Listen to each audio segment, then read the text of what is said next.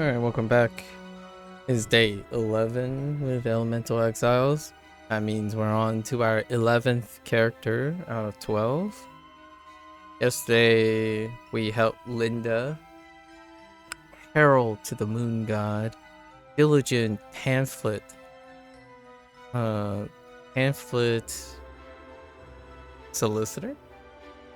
Went around, kicked the little hooligans, put them in their place, and wait for the inevitable apocalypse by welcoming the Moon God.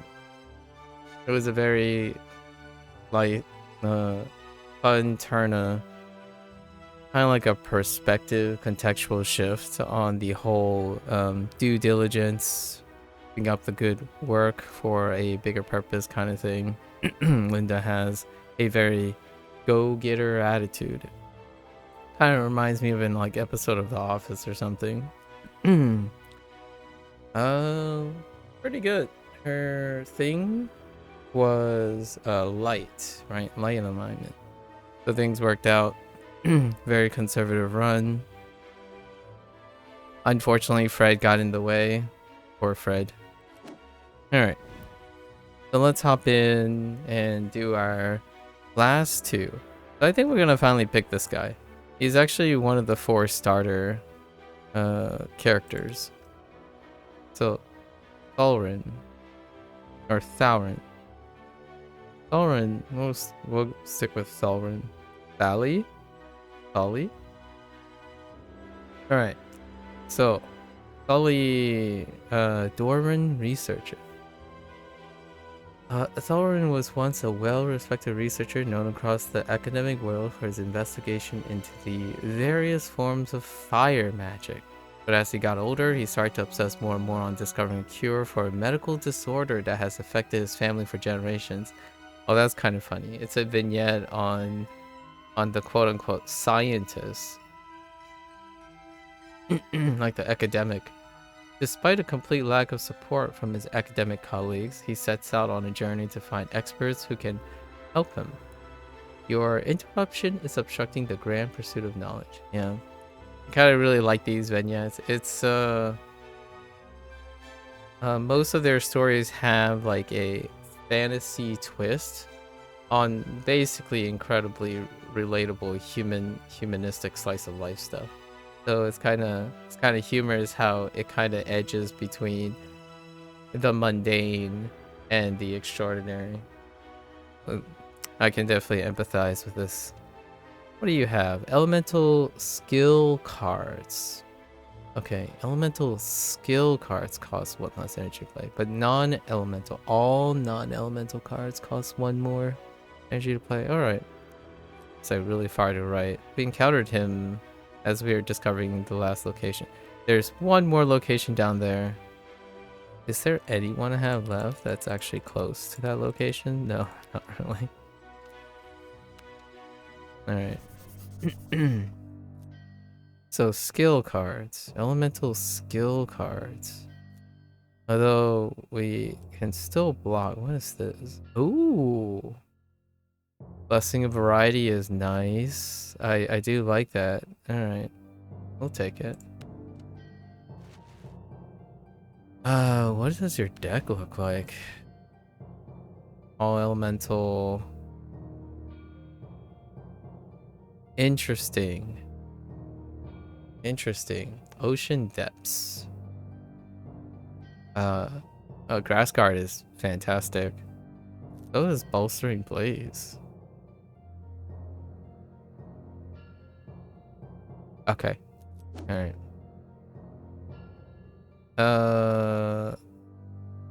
Store is perfectly accessible, so we're not gonna entertain that right now. That's blocked off. Oh, we can totally get down here though. There's lots of stores down here. There are lots of stores down here. That one is a bit of a reach.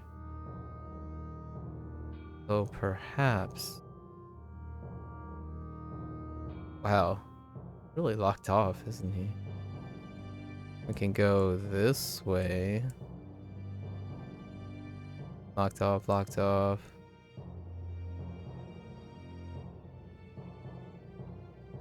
Hmm.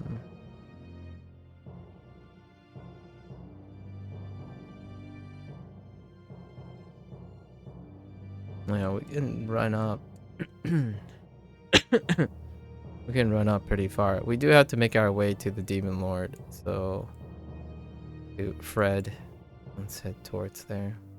Oh, actually.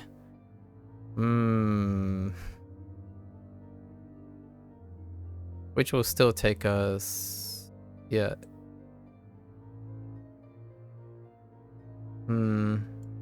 Guess we're gonna go through Brook. Okay. Yes. Alright.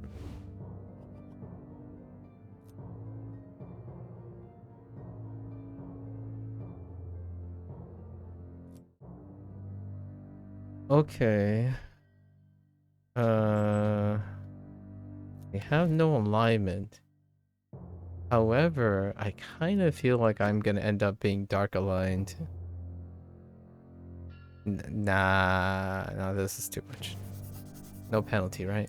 Except basically not having anything. Oh, joy!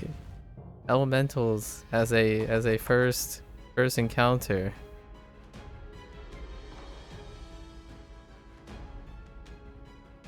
Oh, but this works out though, I think.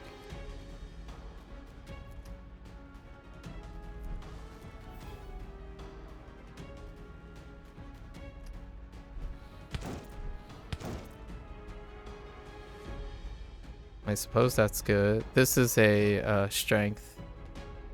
This is a strength buff, which is not so great. Yeah, it's a 5 strength, and we do have fire block. Can we get away with something else?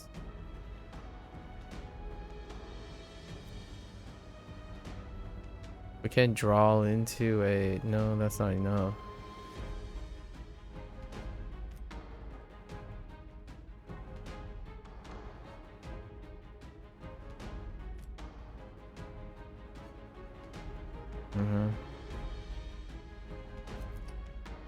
I'm not gonna gamble for...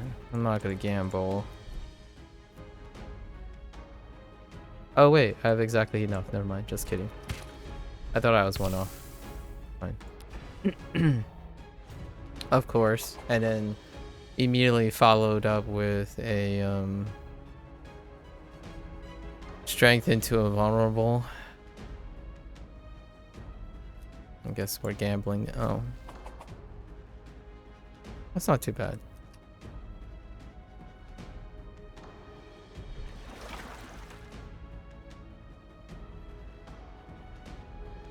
So that's 4. Got enough to block it. The most damage we have. This one.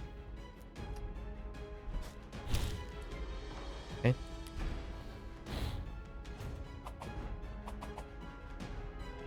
We have water again. That'll give us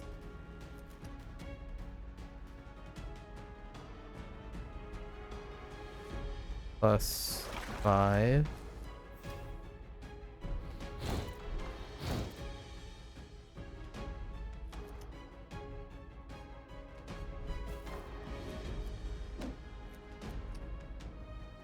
Just okay. Crisis averted.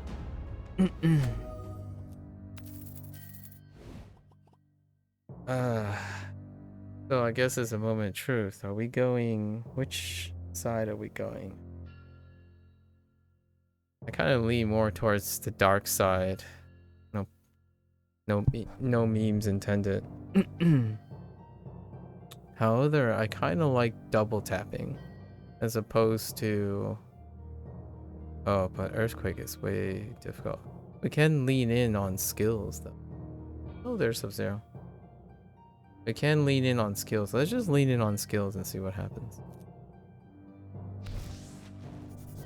I haven't built any like skill oriented one, so that would be kind of interesting. Thorn. Bind. Actually, I'd give up a spark. Probably not a thorn.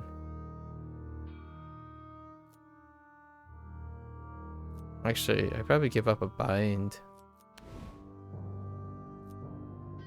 No, I give up a spark. Alright, sure. Give me a specialized skill. Yeah, alright. I feel like I could make a counter. We could make a counter, like, play. That would be an interesting way to go about it. He's skillful, you know? As expected of an academic. Skillful.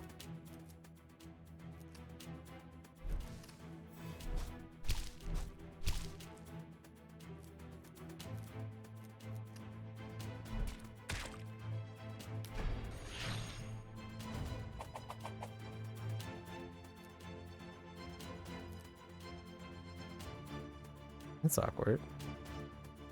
I have all defensive. Alright.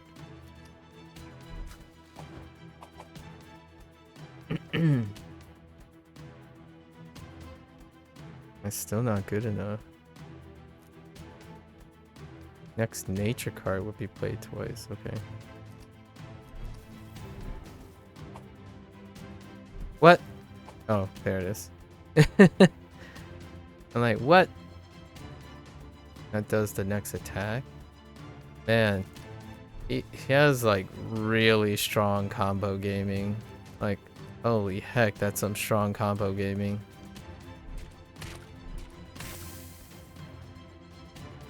I really like his so many skills. Shame I don't have any attacks. My attacks are pretty anemic right now.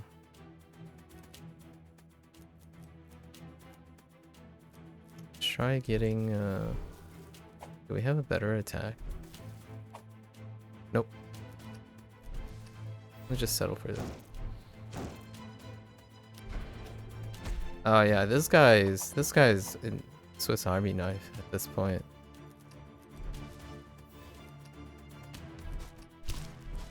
I lean so heavy on skills in general.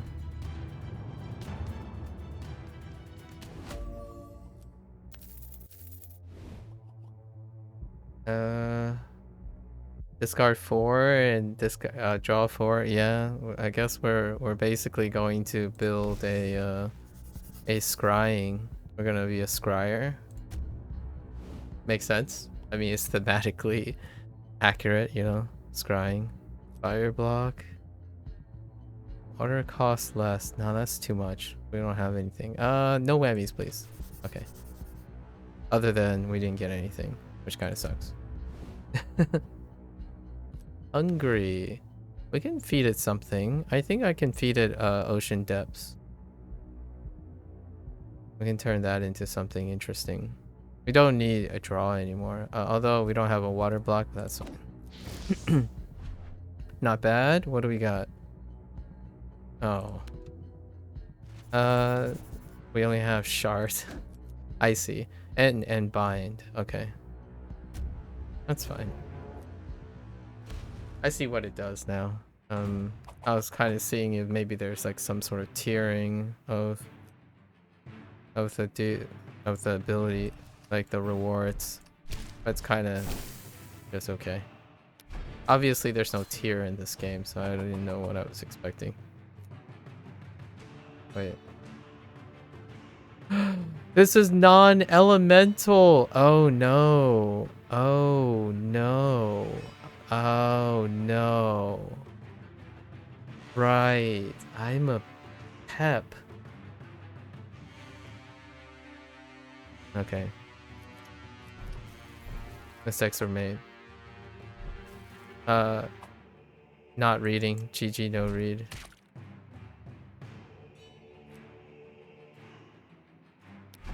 That's really awkward. That is very awkward. Very, very awkward. I guess we'll just remove it. It's not a big deal. We'll sacrifice it if we can. Oh, we have plenty of milling to fix. Double water block. I actually think we can get away with counter. We can definitely do a counter. That'd be very interesting. Alright, I guess we're just gonna blitz through. Hello, Brooke. Maybe we can quickly reset if things don't work out.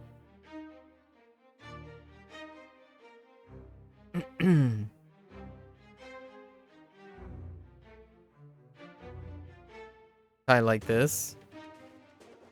Didn't work out.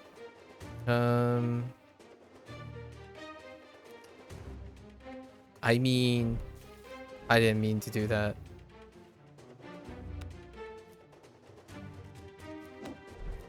I was gonna draw, but alright.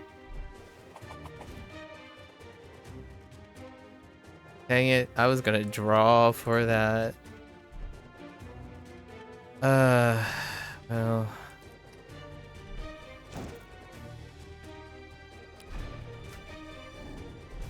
Okay, weakness. That kind of sucks. I hate you too, Brooke.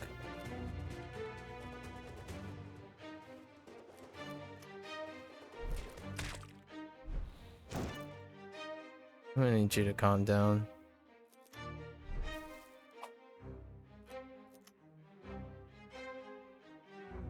Sure.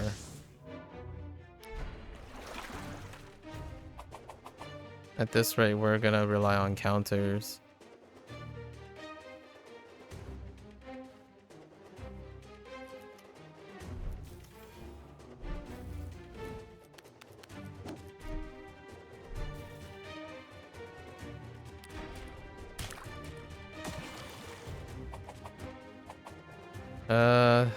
Wow.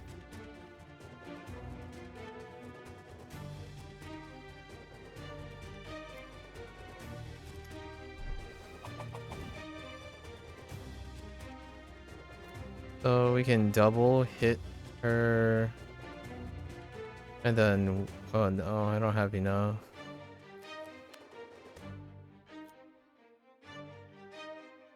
No, I don't have enough.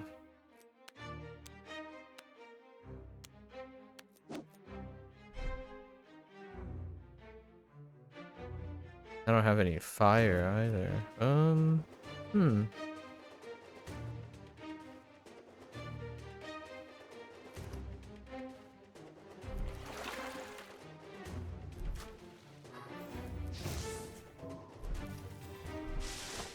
don't know why I did all that.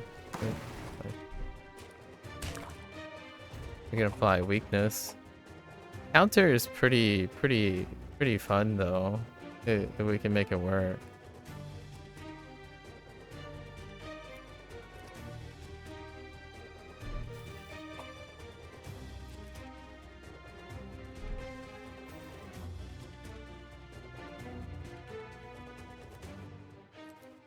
Just gonna push damage on.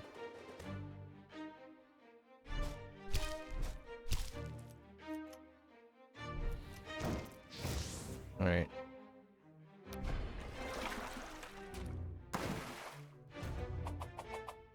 At least she's not doing the weird thing.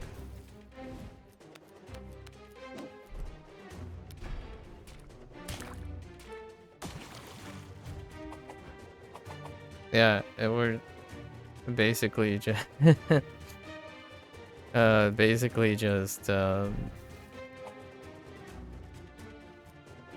waiting out the weakness. Okay.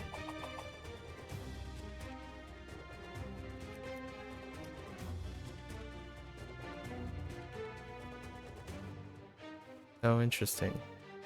That's not good.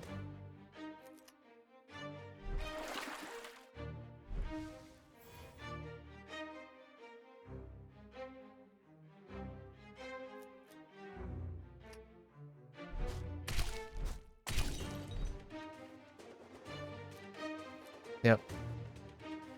Counter OP. Boosted counter even more OP.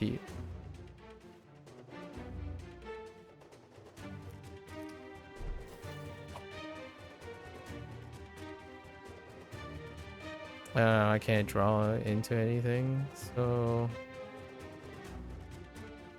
not to be able to use it anyways.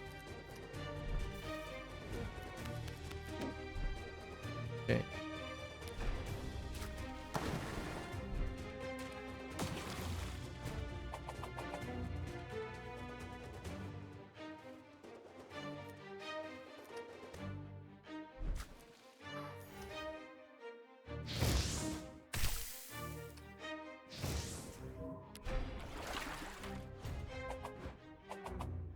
I guess we're just waiting it out. This is one of the most uneventful.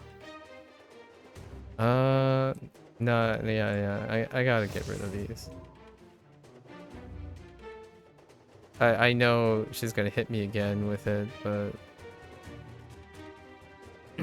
maybe I can draw like I don't have a double attack. Yeah, and she's gonna add 2 more.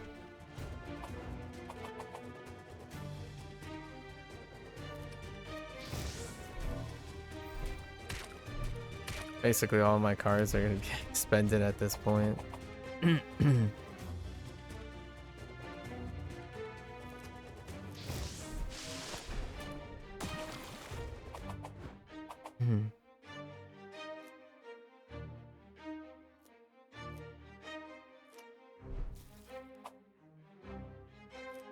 Sure. Wither her down.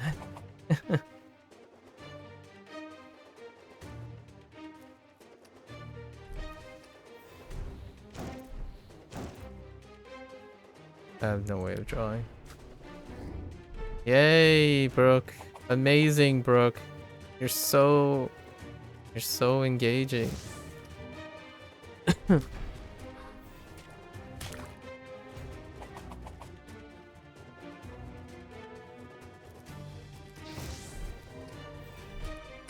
Alright. I'm just gonna do it the old-fashioned way and brute force this.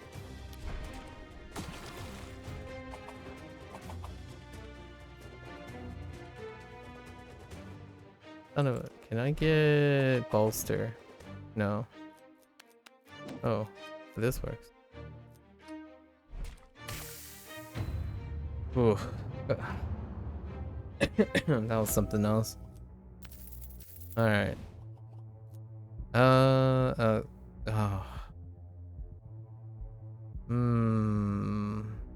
Guess we're going to the dark side, but we don't have any. Going to the dark side. Lens, counter. I guess we're relying on counter.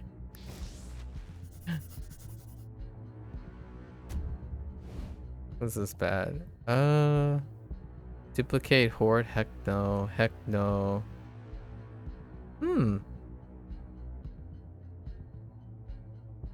Let's back up slowly. Will I get meeped if I leave?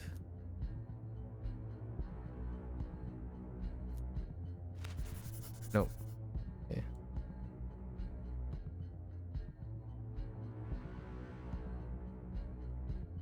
Okay. You know what? I'm just gonna start over.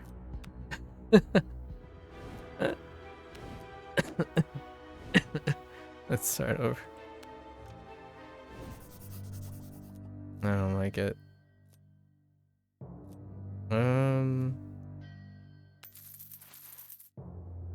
Okay.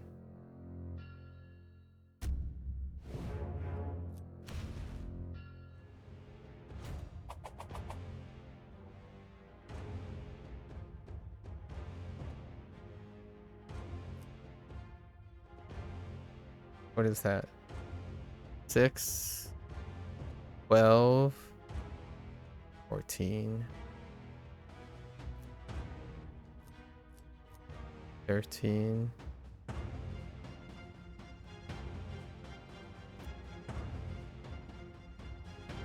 9 plus, okay.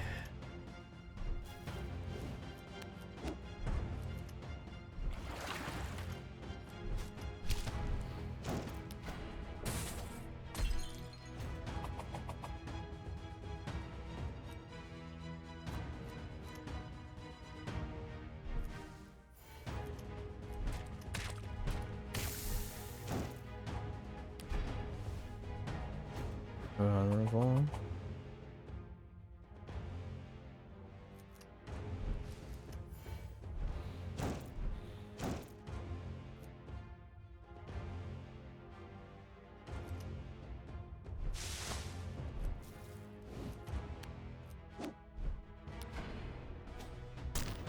Okay. Yeah, he has great defense.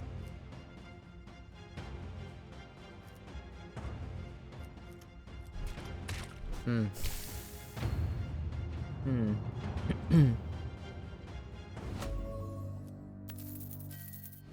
Hey, you need something to cleanse debuffs. Ooh.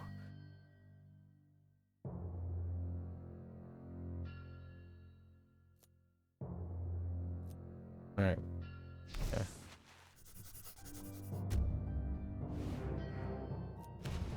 Definitely need something to cleanse debuffs.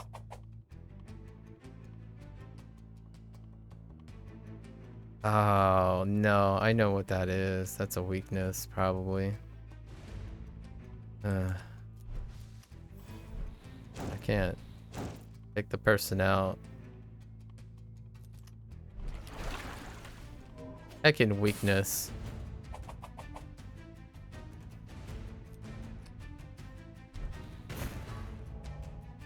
That's a heal. Likely.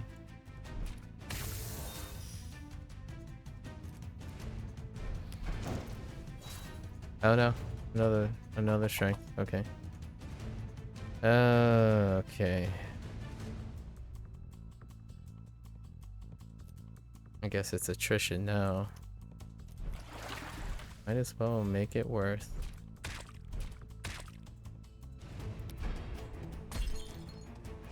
Okay.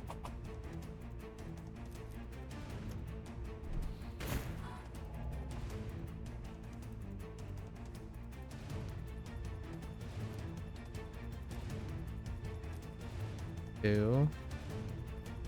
Yeah, that's fine.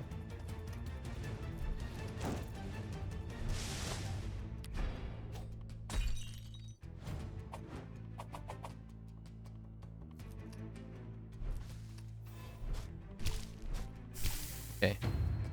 Excellent. We got a vulnerability source. We're gonna lean on vulnerability, probably. Fortify? That's not great. I guess we're using Spark Shower. I mean, he is a fire. He once loved fire magic. That makes sense too. Take a destroy 2 random. We saw a block with light alignments. I mean, yeah, looks like we're embracing the light, right? For block? Honestly, I don't want to destroy 2 random. No. Combat? Alright, combat's fine.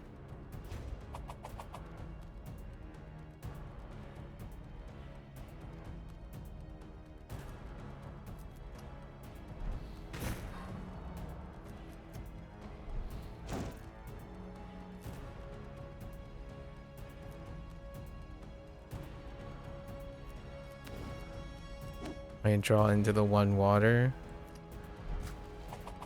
Okay. I didn't want to get a bleed. I took the gamble on the bleed.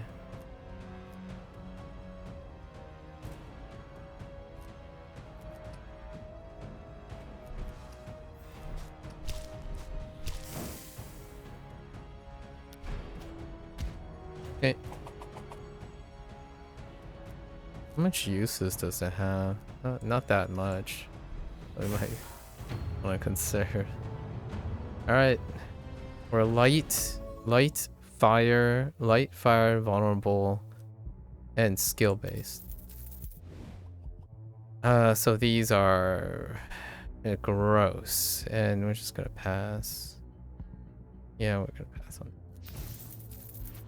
That's fine. Oh boy.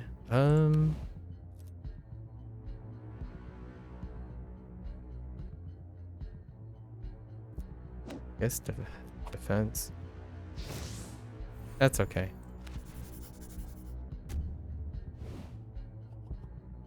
Heckin' bar tab.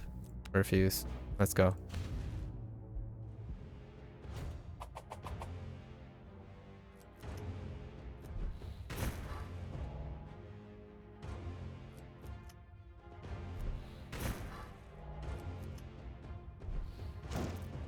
Okay. Oh, that's just defend. And then buff is next. Buff or healing is next. I don't want to use up thorns too much. I'll just pass. Yeah, that's a heal. Okay, cool.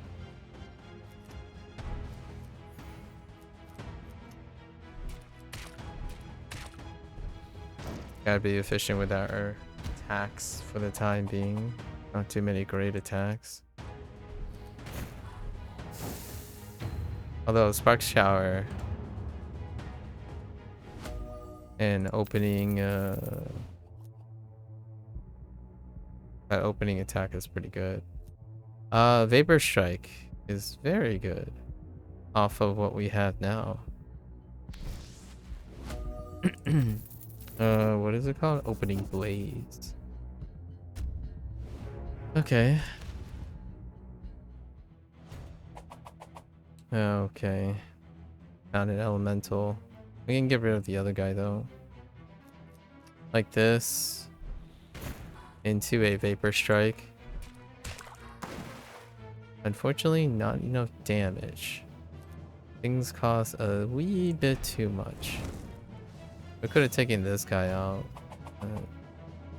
That might have been the more auspicious choice.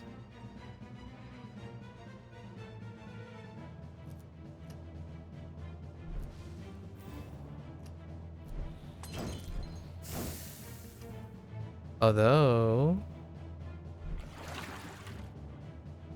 we can hit this guy.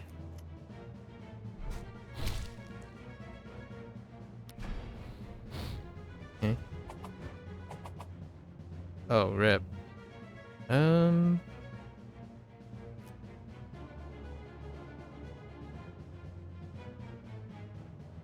5, 9.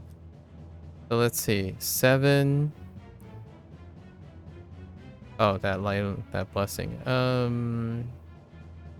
7, 11. Actually, no, I don't have enough. So 7, 11, 15. 15. That's 20 damage to leaf. To nature, so that's not helpful. I guess it's gonna pass. Yeah, we're gonna pass.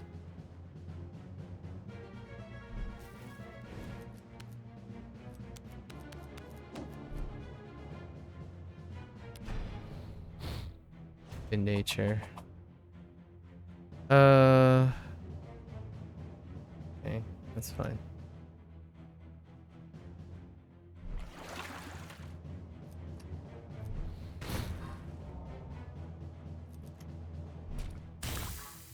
Okay. All good. Fire. Give me oh, combustion. Even more? Yeah, I guess. That is possible what we have. Rook is kind of annoying with our fire magic. But yeah, holy heck.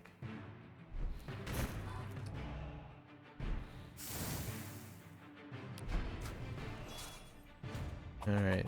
Alright, buddy. Okay.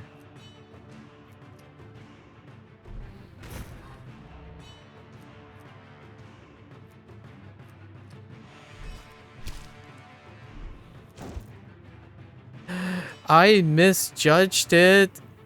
Oh my gosh. I thought I had one more energy. That's my bad. I'll just take the damage. Fine.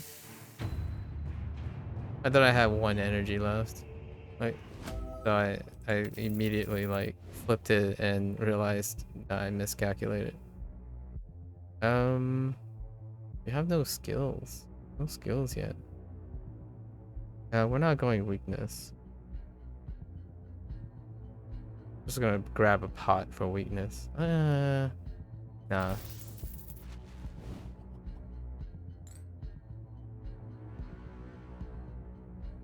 For now, I think we're just gonna take the energy. We want to grab a weakness pot near the end. Just in case. I don't think we're gonna have trouble with just blocking everything.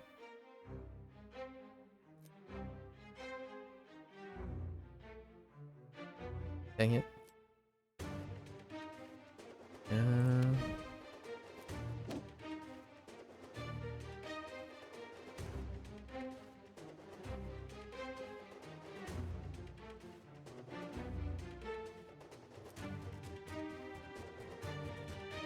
Lingering weakness.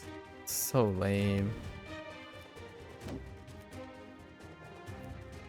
I guess it counts the same as this, so let's see if we can draw 2 or 0. Or 0. I mean, yeah, sure.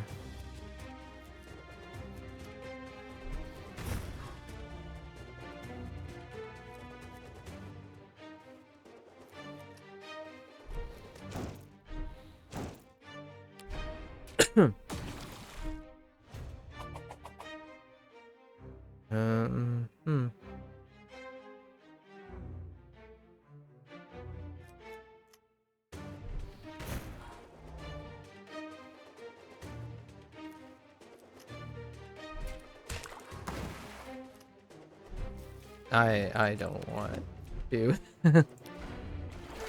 to repeat what happened before.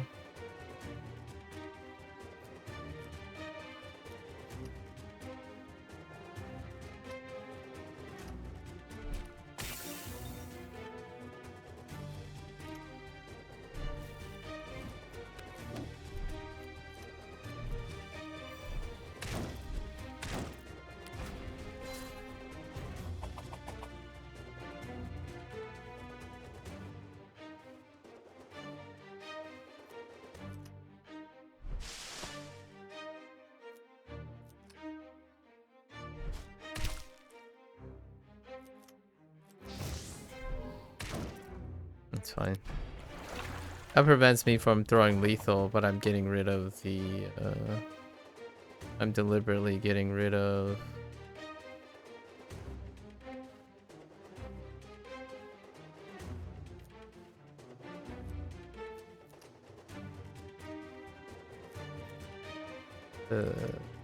the wound.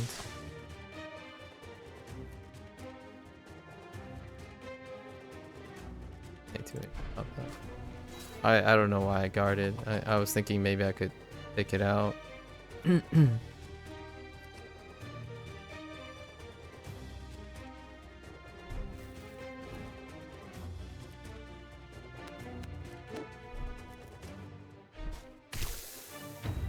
was okay.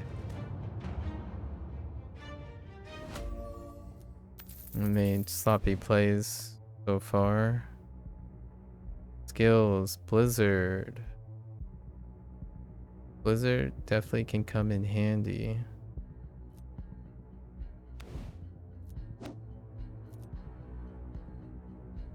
Yeah. Direct damage. I dislike counters. And we don't have any like opening.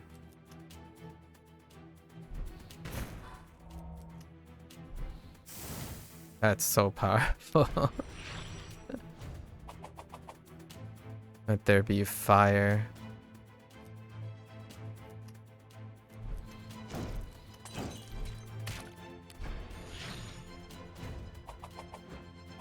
Guard it twice?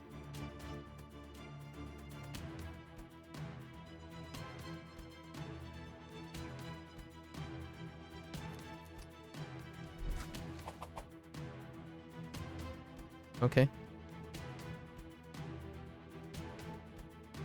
Hmm.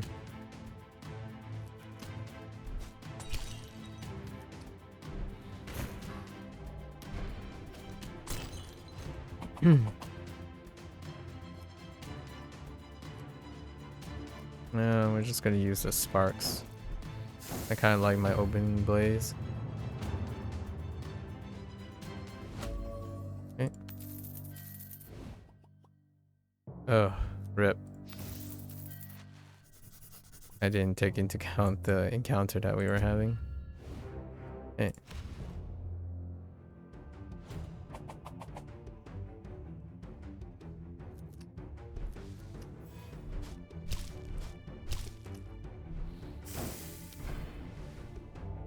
Vulnerable. Okay.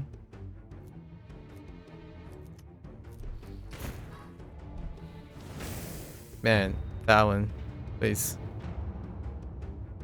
It's only danger level 1, so it's fine. Now we're in danger level 2. We'll really know. Hurricane. It's kind of like Blizzard, actually.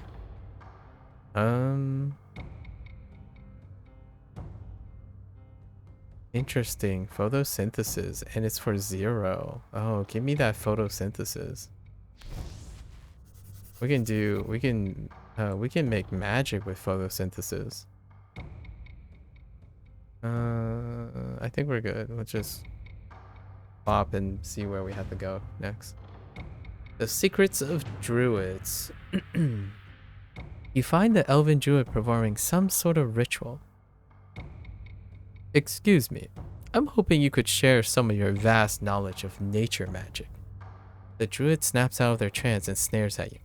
I don't help drunkards here, so move along. The nerve! You try to remain calm. Well, actually, I don't drink. That's a common Dwarven misconception. You see, they raise a hand which you take as your cue to stop speaking. Dwarves don't deserve my knowledge of nature. Now leave. You're starting to sound angry, but you try once more. But I'm searching for a cure to. You're interrupted by a staff being swung at your head. All right. Well, we tried. We tried. I have 1 defense.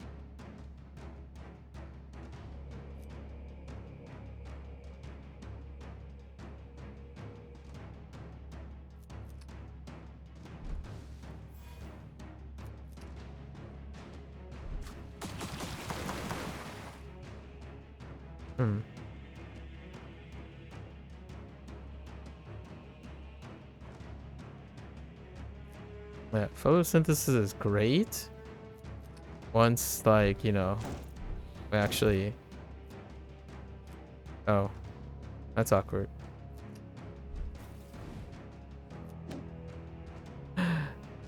Oh, I thought I get... Oh, you have... Oh, I thought I get 1 just for using it. Well, that's awkward.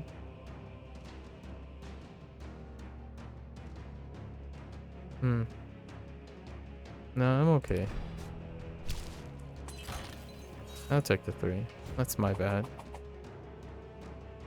It said gain 1 and then discard 1. And since it cost 0, it didn't give me the energy. I thought it was +1. Does it cost 0? Let me read that again. Yeah, it says discard up to 3 cards, gain 1. Oh, gain 1 light. Alright, I misread that. That's on me. I guess we should take out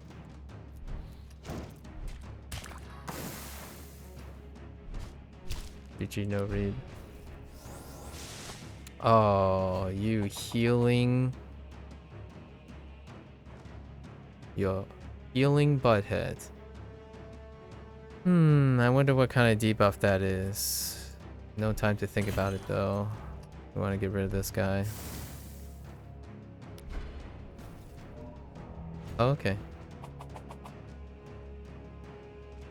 I'm okay with that. Let's just pass the time. Ni hao.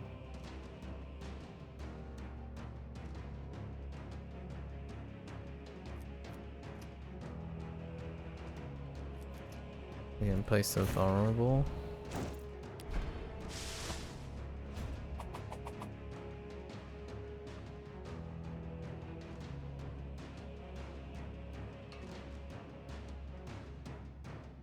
Oh, this water guard isn't gonna be enough.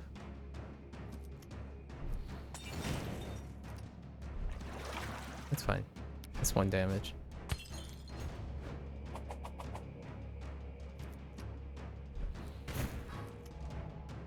Get out of my face. Okay.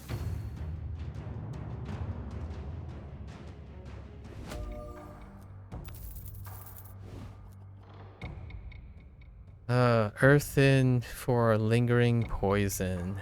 I do not feel that. I do not feel that. That is not. We're okay. Direct damage. Yeah, we have vulnerability with direct damage. Unhelpful elves. You try to calm yourself after the fight. This isn't the first time you've been confronted with unfounded prejudice. They didn't even care that you're in pursuit of knowledge for the greater good. Until you find an elf who will cooperate, maybe it's time to search for a water-based cure? You've heard tales of an ancient ocean Medusa whose knowledge of healing water magic is apparently unmatched. According to your research, she's made her lair on a small island to the west.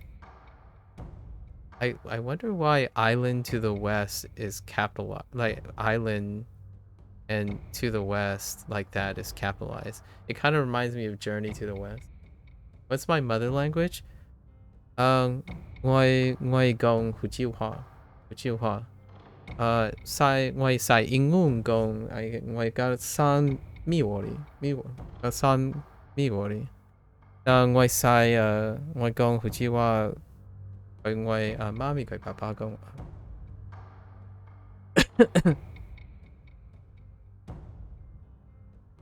Not Mandarin though. I don't speak Mandarin. Well, sort of. But I'm working on it now.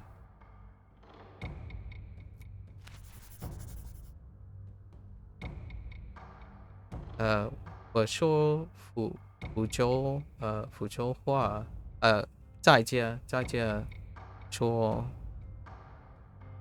福州话。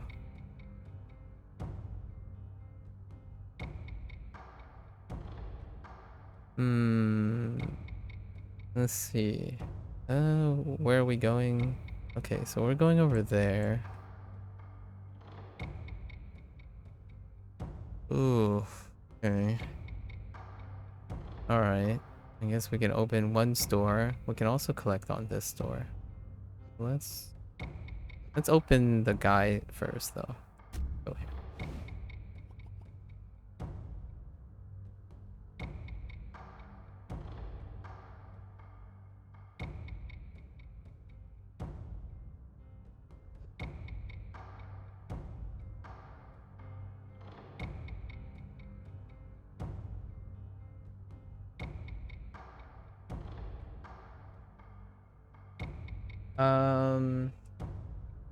Fujian?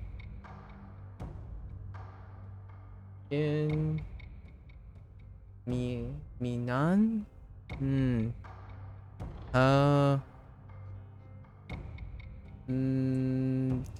Kind of? Kind of? Guess you can consider that. I don't know how to write. Oh, I can just type it.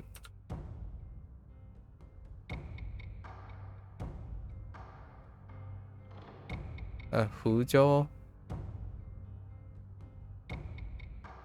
Usually I just refer to it as Huzhou Hua. It's kind of like Minnan, maybe. Hokkien? Hokkien?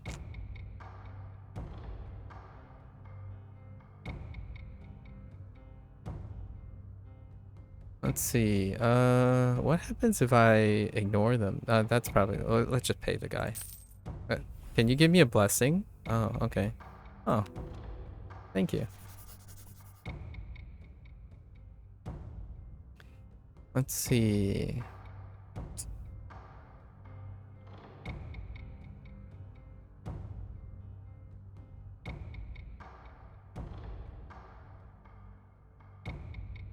我的父母是福州人。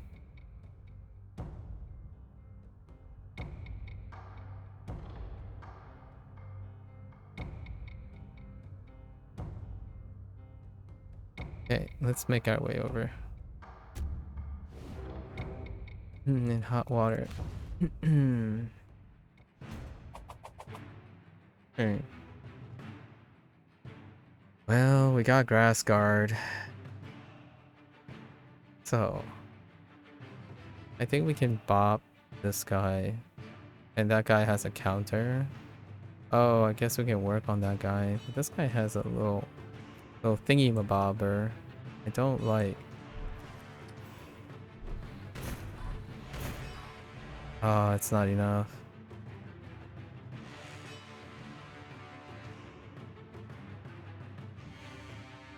Do I worry about this? Am I greedy? I feel like I'm greedy. Let's greed.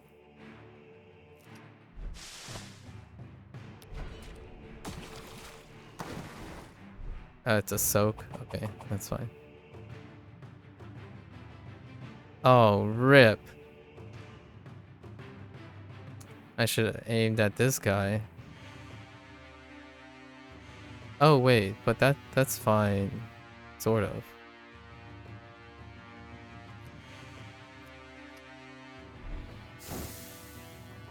Well, we're taking 4.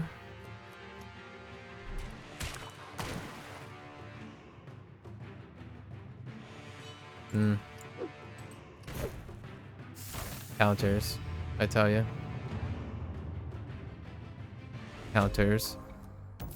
So it is farm. Ooh, another vapor. Persistent chill. Free weakness is great though.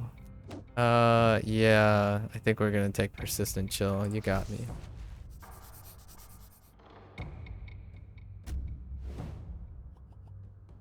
Heal, reduce. Nah. You can keep it. Hopefully you don't get angry at me. Okay. Good.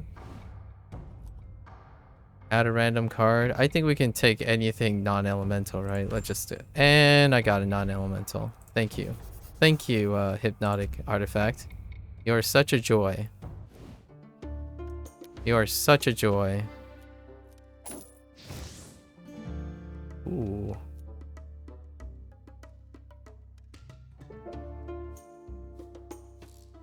Ooh. Draining torrent.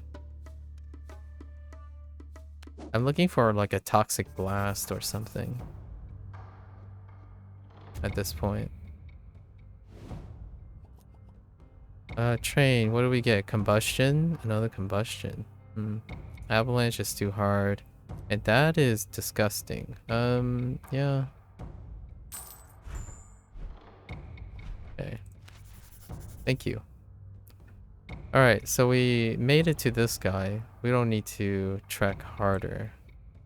Oh, eventually we do though. Because we need to know where the third place is. We do have to make our way up to Fred. So let's make our trek up there.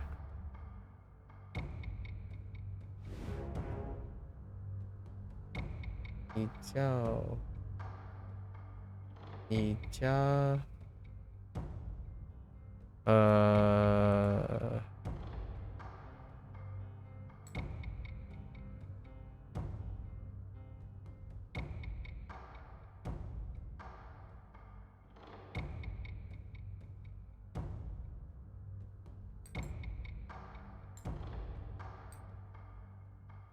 I don't know what that means. Or what you... If you want someone to...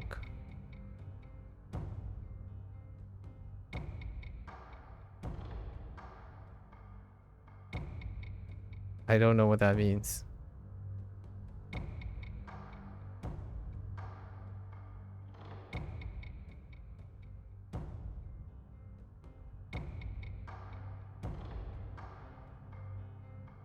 No, I have no idea what that means. No tone markers either.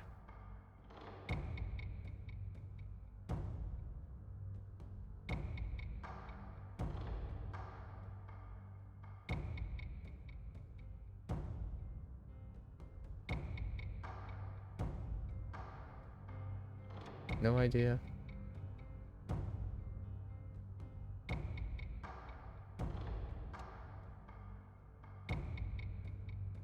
Uh, 我不知道你说什么.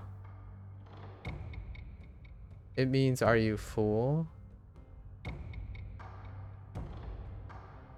你家爸吗? Or 你家爸? Oh, it means you... It means, are you full? Alright. No. I haven't eaten yet. I do have some tools here, though. We have, I guess we have some noodles, wontons, noodle soup with some romaine lettuce, shrimp wontons, and egg noodles. Haven't eaten yet. I usually snack while I'm doing this.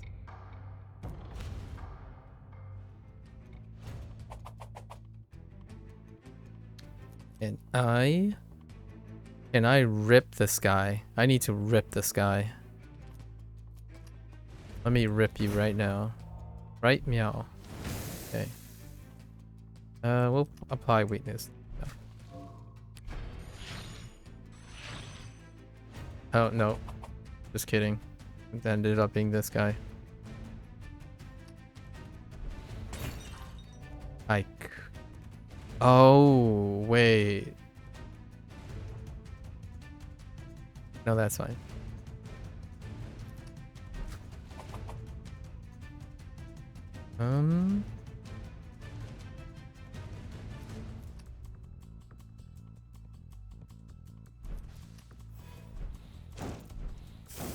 He's so powerful. Hey. Take care. Take care. 再见. 再见.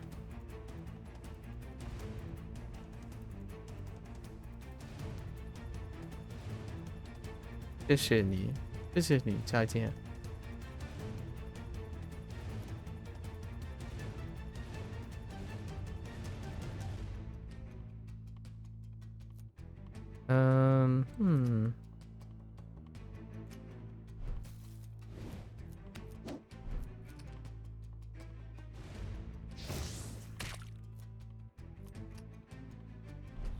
I have 2 combustions, right? Pretty sure I have 2 combustions, so plenty of combustion space. Oh yeah, I feel like you can already take on Fred. We can already take on Fred with just a few pots. Hey MAKU, how are you finding Thaurin? My guess is his blessing seems so powerful for my playstyle. Yeah, Fred is. I mean, right. Yeah, Thalon is way overpowered.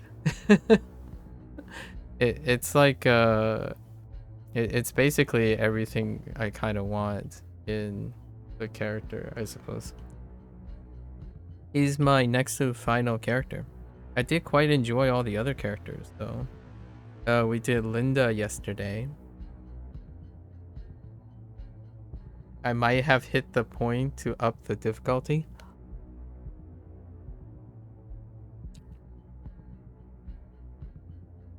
That is certainly true.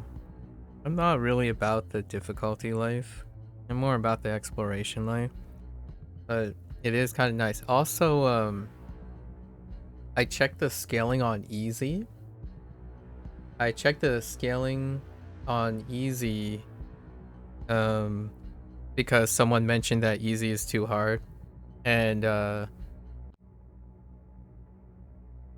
I disagree, like, pretty firmly. I actually read through all the comments, like all the reviews and stuff. This is I know we haven't spoke during like your launch and you were busy, but I took the opportunity because this is the first time I've ever done anything prior to the launch, so especially when the population is very small. I kind of read through all the things that's on the Steam store anyway, and then I had a bunch of comments and two or three video comments that were let's just say incredibly superficial. I know I found your perspective. I tend to catch up on 3x speed. Oh, you're a 3x speed person too? Oh, you 3x speed? Man, I usually 2x. But yeah, you know, it's kind of difficult. The most recent comment when someone was comparing your art assets, I haven't asked you where you got where if you were where you negotiated the art assets. However, certain assets I do remember from other groups.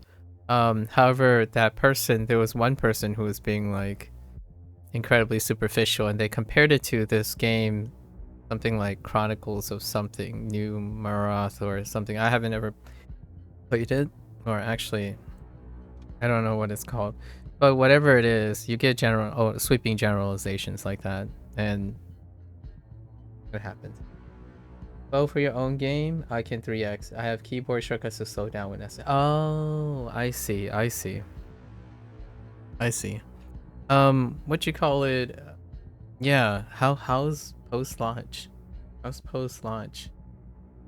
The characters are from one artist who sells big packs of character art, though I had to cut them up and animate them all yourself. Took ages. Oh, I can understand that.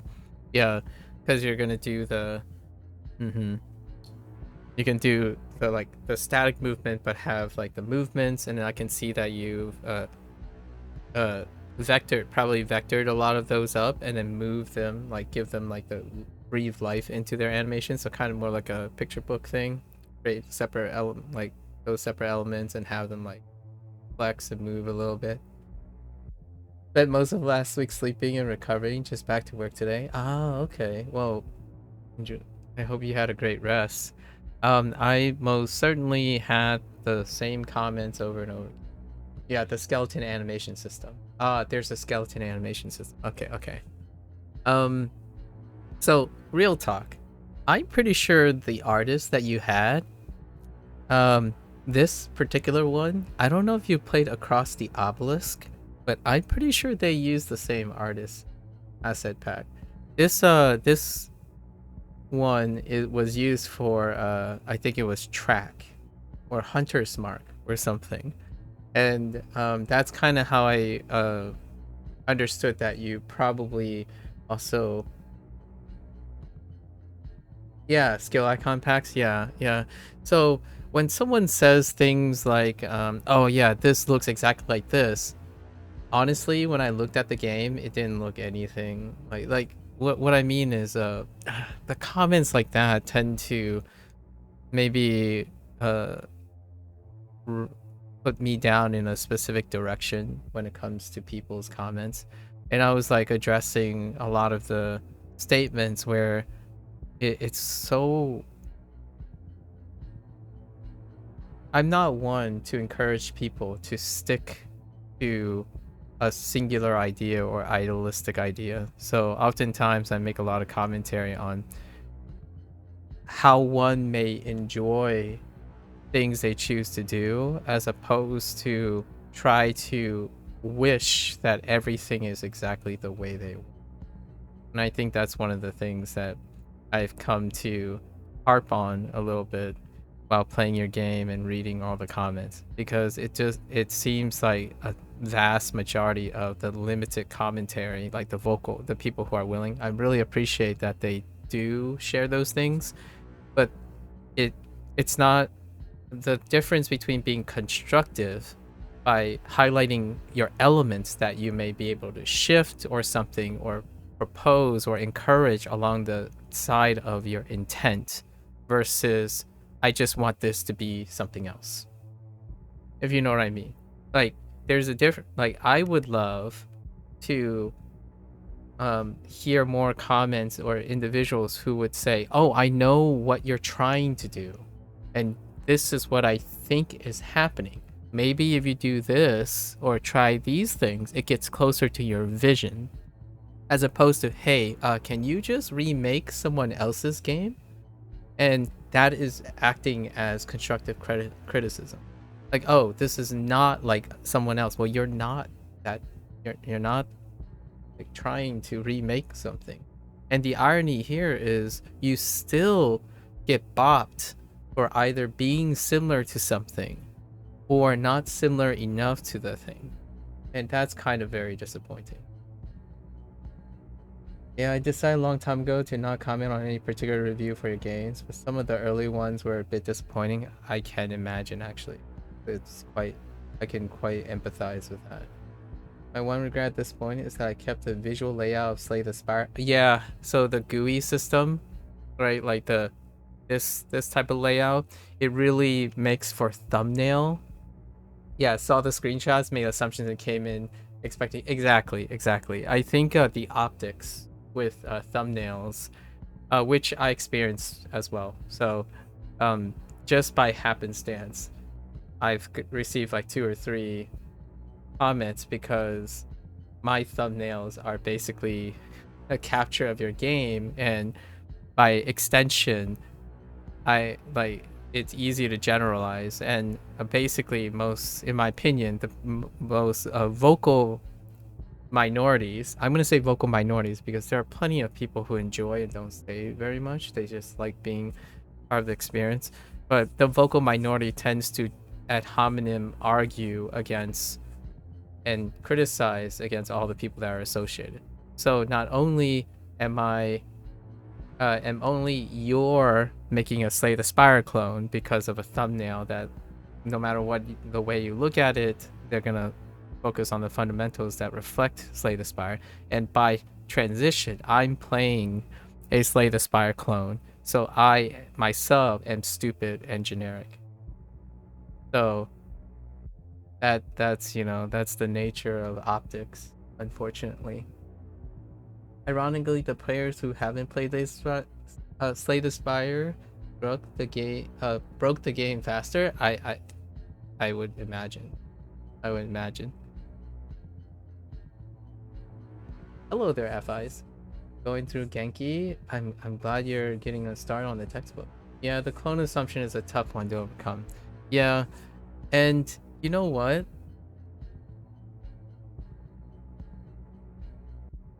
It's okay. I'm sure hyper categorization happens all the time, so it's disappointing, but also that's the nature of the digital age these days, right? Where snap judgments, 5-second impressions from a thumbnail is sufficient to basically understand the entire content. Like the comments that I've gotten about Slay the Spire and how I got mechanics wrong, right? Someone effectively called me stupid because I've gotten a mechanic wrong, as though like everything you consume has to be cartelled and proofread so that you don't make any mistakes, you don't draw inspiration from anyone. Like, it's so extreme. So being able to explain that, oh yeah, the artwork, I mean, how do you generalize Slay the Spire? Well, have a thumbnail that looks like one instance of something. and that is sufficient to generate all the other assumptions. Also, a lot of those comments is kind of funny. The ones that are most negative are the ones that are clashing with your design, which I think my firm perspective now is that it's more of a lose when someone wants to come in with slay the spire mentality as opposed to something else. And since then, like I also voiced my concerns about my predilections of, oh yeah, I should stop doing something like this. It's not as it's not accessible this way. Nowadays though, it's I do one run, complete the one run, and then, well, hopefully you get more. Are you, is the game doing all right? Like, I don't know. I don't know if you want to disclose that or not, but how is it going? Yeah, I've seen a few people come in, up the difficulty before starting, and then play super aggressively. They lose fast. Yeah, yeah. I don't mind scaling up. Uh, Scaling up, Daniel. My thought on scaling up is I like mechanical richness, and that's not because I'm expecting mechanical richness due to resource and stuff. If it's just a scale up in health and stuff, I don't usually derive too much pleasure from that. I like games just the way they are, so I like experiencing the games and not necessarily for like the whole idea of making it difficult in that manner.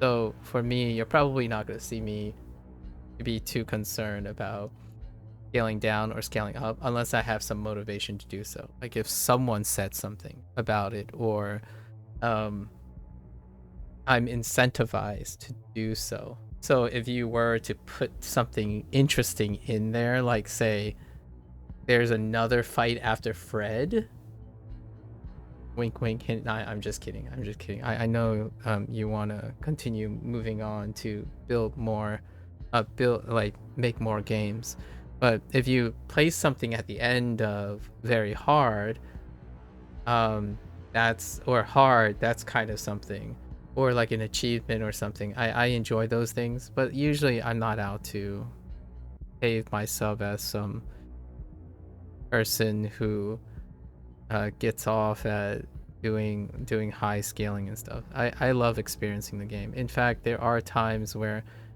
in order for me to experience all the text you've written, all the builds and assets, I would deliberately facilitate getting to those things. So I might even use easy to read the rest of the stories and whatnot, so that I don't shortchange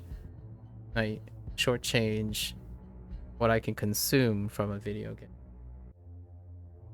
The launch wasn't great, to be honest, but that was mostly because the bad timing of another big deck builder launch a few days before, and all the big deck builder streamers covered that instead. Another big deck builder launch.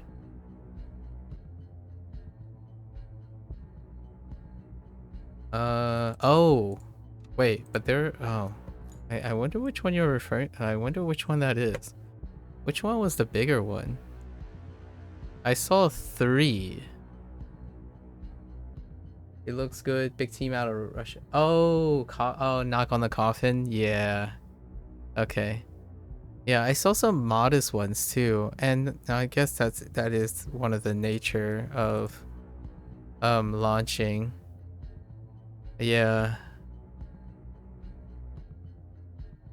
Especially the deck builder space. And I mean, I'm not sure what the overlap population is with like deck builders, like people who play deck builders, like what the population overlap is, but it's been quite a week for video games in general, if you know what I mean. Especially the unprecedented launch of Black Myth Wukong's success on Steam. Specifically on the Steam platform, which may funnel an excessive amount of traffic away. Okay. So I'll be doing a few more updates before moving on. Okay. First, to improve the early experience and maybe a bit more late game balancing. I'm looking forward to it. to be not careful, to be too reactive, though. I agree. I absolutely agree. I think there is something to be said, and I'm sure you've already done this, like you've considered this and seen this before. Oftentimes at the beginning, a really bright future can hit the ground, so hard with early development or like first time developers kind of thing, where they start to pander, like enthusiastically, intentionally, but pander to early criticisms and disappointments, where then the entire vision of the game ends up falling apart, and you don't typically hear a follow-up after that. So that has happened multiple times. I tend to follow quite a lot of early access games. Like, I like to buy the early access games that I believe in and then follow their track. And there are ones that by the time it hit 1.0, it just, the whole thing fell off the train tracks, because they were trying to like skirt and split their focus among all the early feedback enthusiastically, very enthusiastically. For example, you could argue you'll buy all the blessings before Fred strategy is a bit too broken.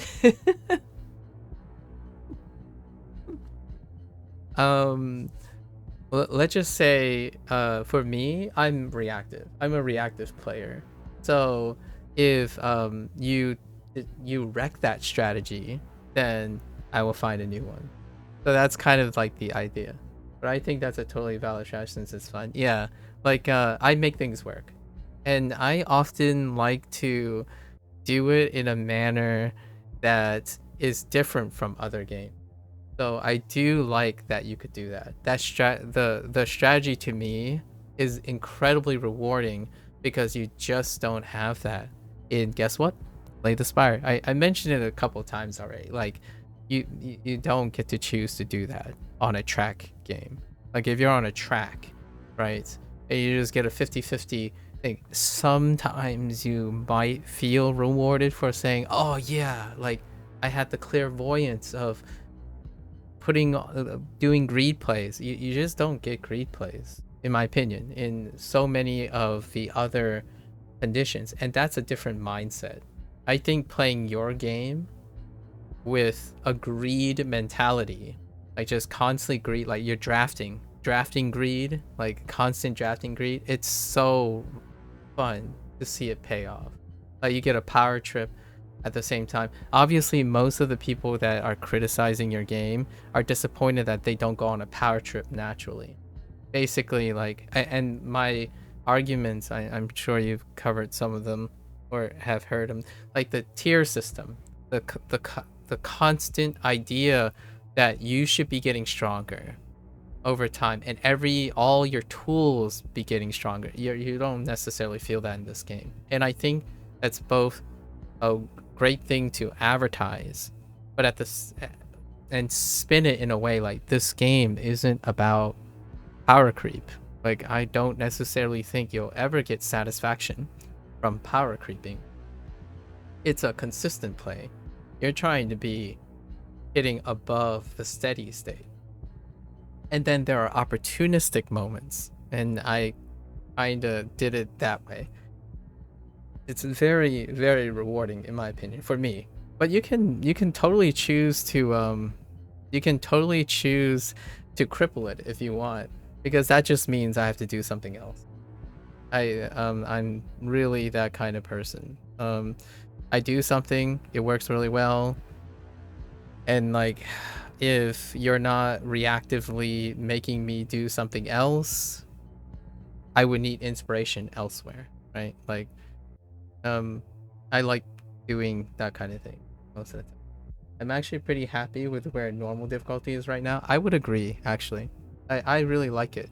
Being able to have occasional misplays, even after like several hours, like there's enough degree of misplays, and that allows you to consistently move closer to a clear, prior to like just running the difficulty over.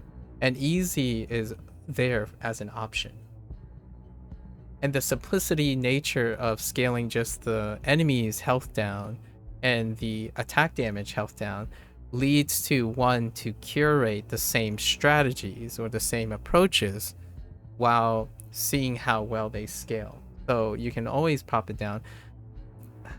That one comment in the discussion board when they said hard is too hard, I went on a rant about how, like, I don't know if you've ever considered this, but displaying difficulty level without using the word easy, normal, hard, or very hard. Oftentimes, it's a little bit of a psychological thing for optics, where instead of using your traditional stigmatized and categorical language, oftentimes some developers cleverly decide to use like icons, and icons that kind of elicit more of I'm not skimping out or I'm not being like extra soft. It's a progress thing.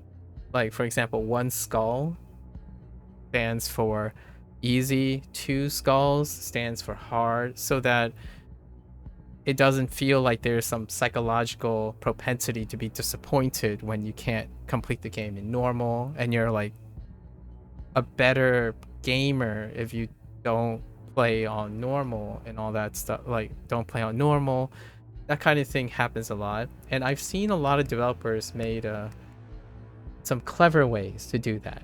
They even made it into like a joke or like an inside joke where they would like thematically name the difficulties, so it can be fun even then without having to be like, oh, I'm playing it on easy, don't at me kind of thing, or some sort of embarrassment. So I think that's kind of like us. Oh yeah, like story mode.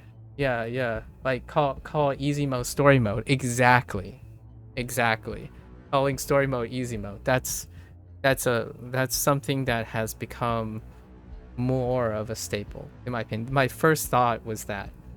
And also I'm not sure if everyone would expect nowadays, this is a like optics thing, that the difficulty setting is in the settings with everything else when it comes to like session based things. Oftentimes like the difficulty setting is right before you launch into the game. So like having like a selector at the top of the character select screen may make it a little bit obvious for people like, oh hey, this game can scale too. Like you don't have to default and click on start journey, like because sometimes I don't know, it might be to me, I want to say most people look at their settings, like look at their settings like, oh yeah, well, and then oftentimes actually when someone changes their setting, you know, like find their resolution and whatever, they forget that the difficulty setting is actually in the game setting and not in the like the selection, right? So oftentimes I think roguelike games, especially the developers that I'm aware of, they place the modifiers directly at the run screen. Like Monster Train even has like, a Monster Train gets a little wild with their modifications, but it's all like displayed on the actual character select. Let's see. Actually happy by suggesting not always take a card, for example. Yeah, not always. But I'm going to be adding some more tutorials to try and prime early players better by suggesting they not always take a card. Yes. Yeah. Different players play differently. For example, I only take a card every 2 battles at most. So interesting. Don't explore more than necessary once I pick my rounds, which leads to a really tense final fight, but I can still win at normal rates 80% of the time. I can see that. I do the whole option. I'm sure you saw it. I do the whole option thing and then decide if I need to or not. So I try most of the time, maybe like play a little safer, play a little, but I don't actually, mostly after a while, I don't engage Because I have a better idea of how much resources I need now to win the boss fights. So I open as many options that I have and then choose when to stop. I'm an options guy. I like keeping my options open. Yeah, I'm not sure yet what to do about the cards. They're actually a hidden rarities. Oh, there is a hidden rarity system. I see. So you only see uncommon rare cards in danger level 3 and 4 example. I didn't think it was that noticeable, and what I mean by that is not traditionally in the sense that you have a pivotal, fundamentally like power shifting card, right? Oftentimes legendaries, quote unquote, high rarity cards can be like archetype and paradigm shifting, which I feel like your curve between your hidden rarity system is almost to the point where it's so smooth, and I like it. I think that's what distinguishes very like I thought I had presumed that the danger level and the type of boss, like the difficulty of the boss, would gain you access to like slightly more powerful cards, largely because I have encountered some of them in the pools. However, it's so smooth. I kind of like it. Ironically, I'm thinking about removing it entirely and moving towards more RNG because I don't think it's helping. Yeah, I don't think so either. I would agree. I would lean towards it.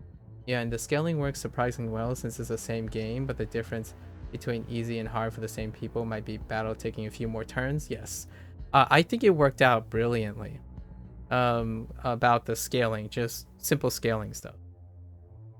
Am I adding there? The danger, there's a lot of players will see it and think it's referring to the difficulty of that Oh, that's fair.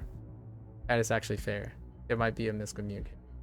Rather than being something you change. Yeah, that... Oh, that is true. I have not considered that. Card rarity, yeah. The attack defense cards are generally pretty closely balanced to each other based on cost. The rares are the utility cards that double damage and play. Oh, so you were... Oh, that's how you... Okay. So I thought maybe it had something... usually it's tiering based on scaling and like how many functionality, like the complexity. So your tiering was largely based on its utility. Interesting. That explains the doubling in some of my runs. I also, was it intentional for you to not allow chaining in the game, where like a double leads to another double, which leads to a, like, if you double a double, you would get 8 times the amount? Yeah, the rare cards are the ones that are harder to play but break the game. Yeah, they kind of do break the game. Which to me, I think that would be off-putting. You try to keep chaining to a minimum. Yeah, that's one of the notices that I think that immediately tells me that you were designing it around a way that breaks chains or minimize chaining, because that to me is the hidden subtext. I would say that is the hidden subtext when someone says, oh, I don't have card variety, I don't have combos, and I'm not getting stronger and getting more powerful cards. I think the sentiment in the subtext is that they're hoping that there's multiplicative power tripping, like, and chaining and combo archetypes, which is super satisfying. I agree. However, it would highlight something that your game, other people have highlighted, which is that the battles then would become even more inconsequential, right? Then you're playing like, how would I feel about this? Then you would be playing like an RPG game where you're leveling up by routinely just smacking the same characters over and over again, or just slapping mobs until you're ready, which I feel being restrictive on chaining and like power spiking and stuff made it so that you still have to pay attention to all the mob encounters, because the mob encounters, while they might not have the most complex systems, you're micromanaging damage and wounds, and right. I obviously like deck builders since I wanted to one, but I find a lot of them get boring to me personally after a while as you realize strategies. X is the most, yes. Yeah, efficiency-based archetypes, yeah. They just take all the cards with Add Future Run and Mulligan, yes.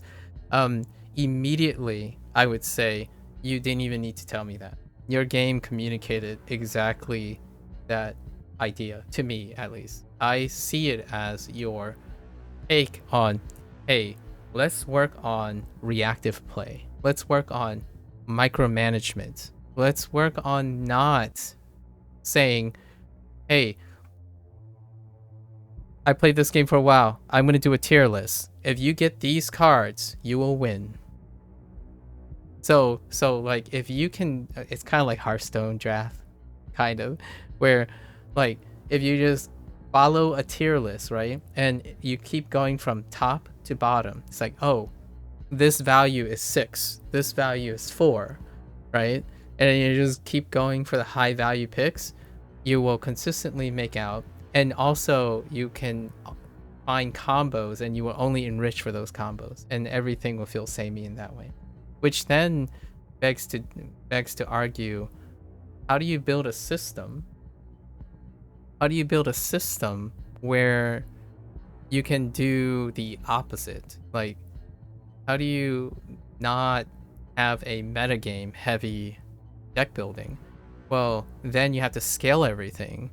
And ironically here, I think your game is far more balanced because you are trying not for that to happen. That to me is the ironic thing that people are saying, where they say, oh, this game, it lacks balance than Slay the Spire, for example. And I'm like, what are you talking about? Like, you can't even chain things normally in this game.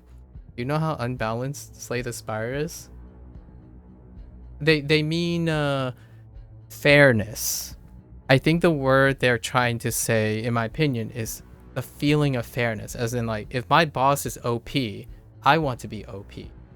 That, in my opinion, that's what the balancing is. But the actual like balancing part, like you don't have big swings. The boss is like, you either build poorly and your boss is slightly better than you. It's not gonna like OTK you in one hit. In Slay the Spire, a literal boss can just be like, oh, I got this boss, I lost. Like, okay, I mean, that's the power swing. And then you get a build like, I'm just gonna raffle stomp through this, like, let's just click as fast as I can. We're just gonna keep bolting. Like, I got the 2 cards, that's it, let's go. Just spam the 2 cards as fast as possible, and then you get to the end. Like, I remember going through like a boss run in like 6 minutes. That's kind of how I feel about the whole like balancing. At the RNG part, I don't know. I don't know how to go about it. I think liberating your, like, going towards the RNG and making all the collective pools, I think that ironically might make people feel like it's less RNG. It's kind of hard when someone says, oh, the choices are luck based, when I earnestly feel like it's not luck, like it's even less luck based than the reference games that they probably have in mind. I think an element of luck is the idea that when you make a choice, it either completely wrecks you or it takes you to the end of the game. You're not getting lucky in this game by thinking that your solution is just going to drop it in your lap with 1 or 2 excellent moves and you're set. I think it's kind of, arguably, personally, I think it's kind of boring when you realize, okay, I'm set now. I'm set. Let's just keep going to the end. In fact, most of my runs and that strategy that I use feels like I'm constantly prepping for the final battles, as opposed to, yeah, I got this. Now I can just skip everything. It's good. Like, we're just gonna skip everything. I don't need to do anymore. I've streamlined early. We're good. I don't think I've ever felt that way, and that's awesome, in my opinion. That's a balanced experience. That's good to hear. Okay, I'm glad I can tell you that. For me, hours 10 through 30 of most of a deck builder is the fun part where I figure out how to play, but I haven't ruined my fun by figuring out how to break it. Yeah, yeah, fair enough. I can empathize with that. So I wanted to make a system that tries to force that state on the player. To me, that's how I feel about it. One big caveat: the players and the reviewers and the things I've seen, none of them played into that point. Like I would argue that unfortunately the state of games, or like consumers who consume games, the vast majority of people will probably not have entered that stage. So it's hard for the it would be difficult or unreasonable to expect that they would have that type of appreciation if rarely they ever entered that stage. I mean, I'm not saying that you or I are like some modeled humans. In fact, I would consider myself average. I'm not going to speak for you, but for myself, I consider myself average, and I would say 10 to 30 hours for me. In fact, I'm at the higher end. So like I got a comment, someone called me stupid because they said that I got it all wrong in the beginning. It's like, yeah, well, that's the point. They said like let's play game, let people who do let's play should have clairvoyance and not make any mistakes. That's the world. That's kind of the digital feedback, like the world and mindset that most people are conditioned to expect. People are perfect right from the start, so you don't waste any time. So a game like this, if you're thinking you're gonna keep learning 10 hours into the game, like, are they gonna even play it for that long? And I already looked at most of the reviews. Most of the people didn't even get to 10 hours. So, and I like to believe I'm not that slow at things. However, I take my time and I make errors. I like making errors and overthinking. It's part of my... I don't think a lot of people find that incredibly charming, but for me, that's what I do.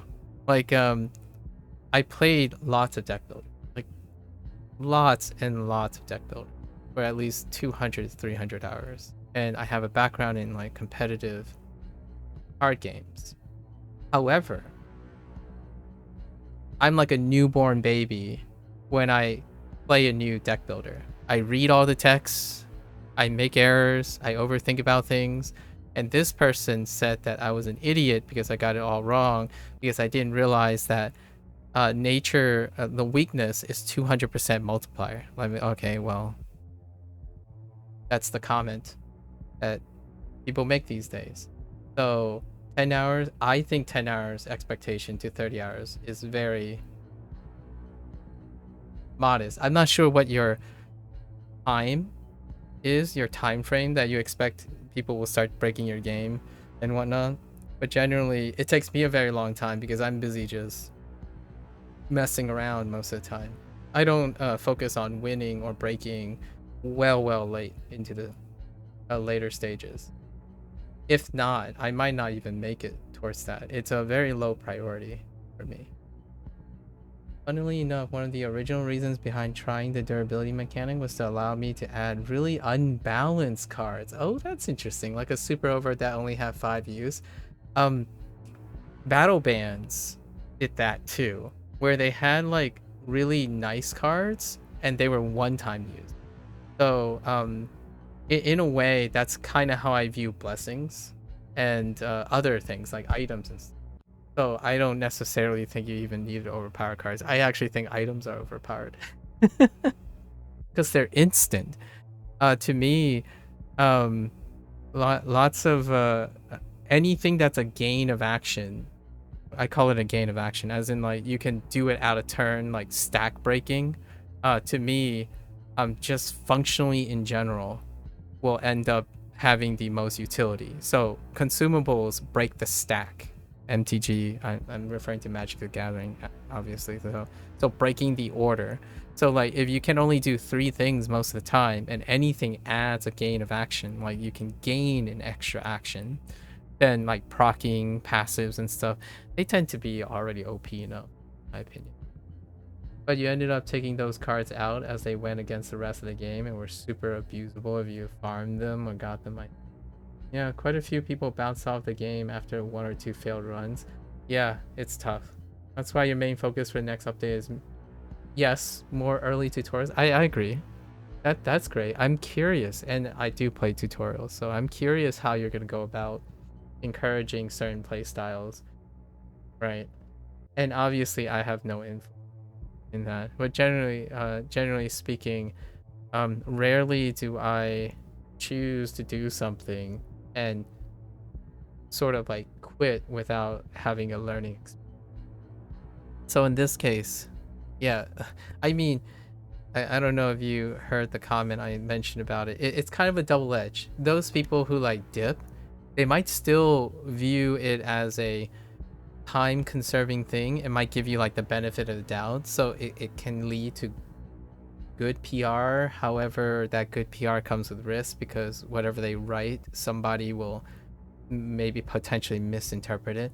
So overall, I tend to think like having a smooth learning curve and increasing having like a collaborator or someone who focuses on accessibility is generally, I hate to say this, but money well spent or labor well spent, always considering accessibility. Largely in the beginning, if you can establish communities of trust based on accessibility, that is easily sellable, in my opinion. It's the most marketable thing. It's arguably one of the most marketable things about early success stories, where if I had to say something, if I don't have to say buts or specifics, like, oh yeah, this is really friendly to new players. You don't need to know Slay the Spire. You don't need to know Monster Hunter.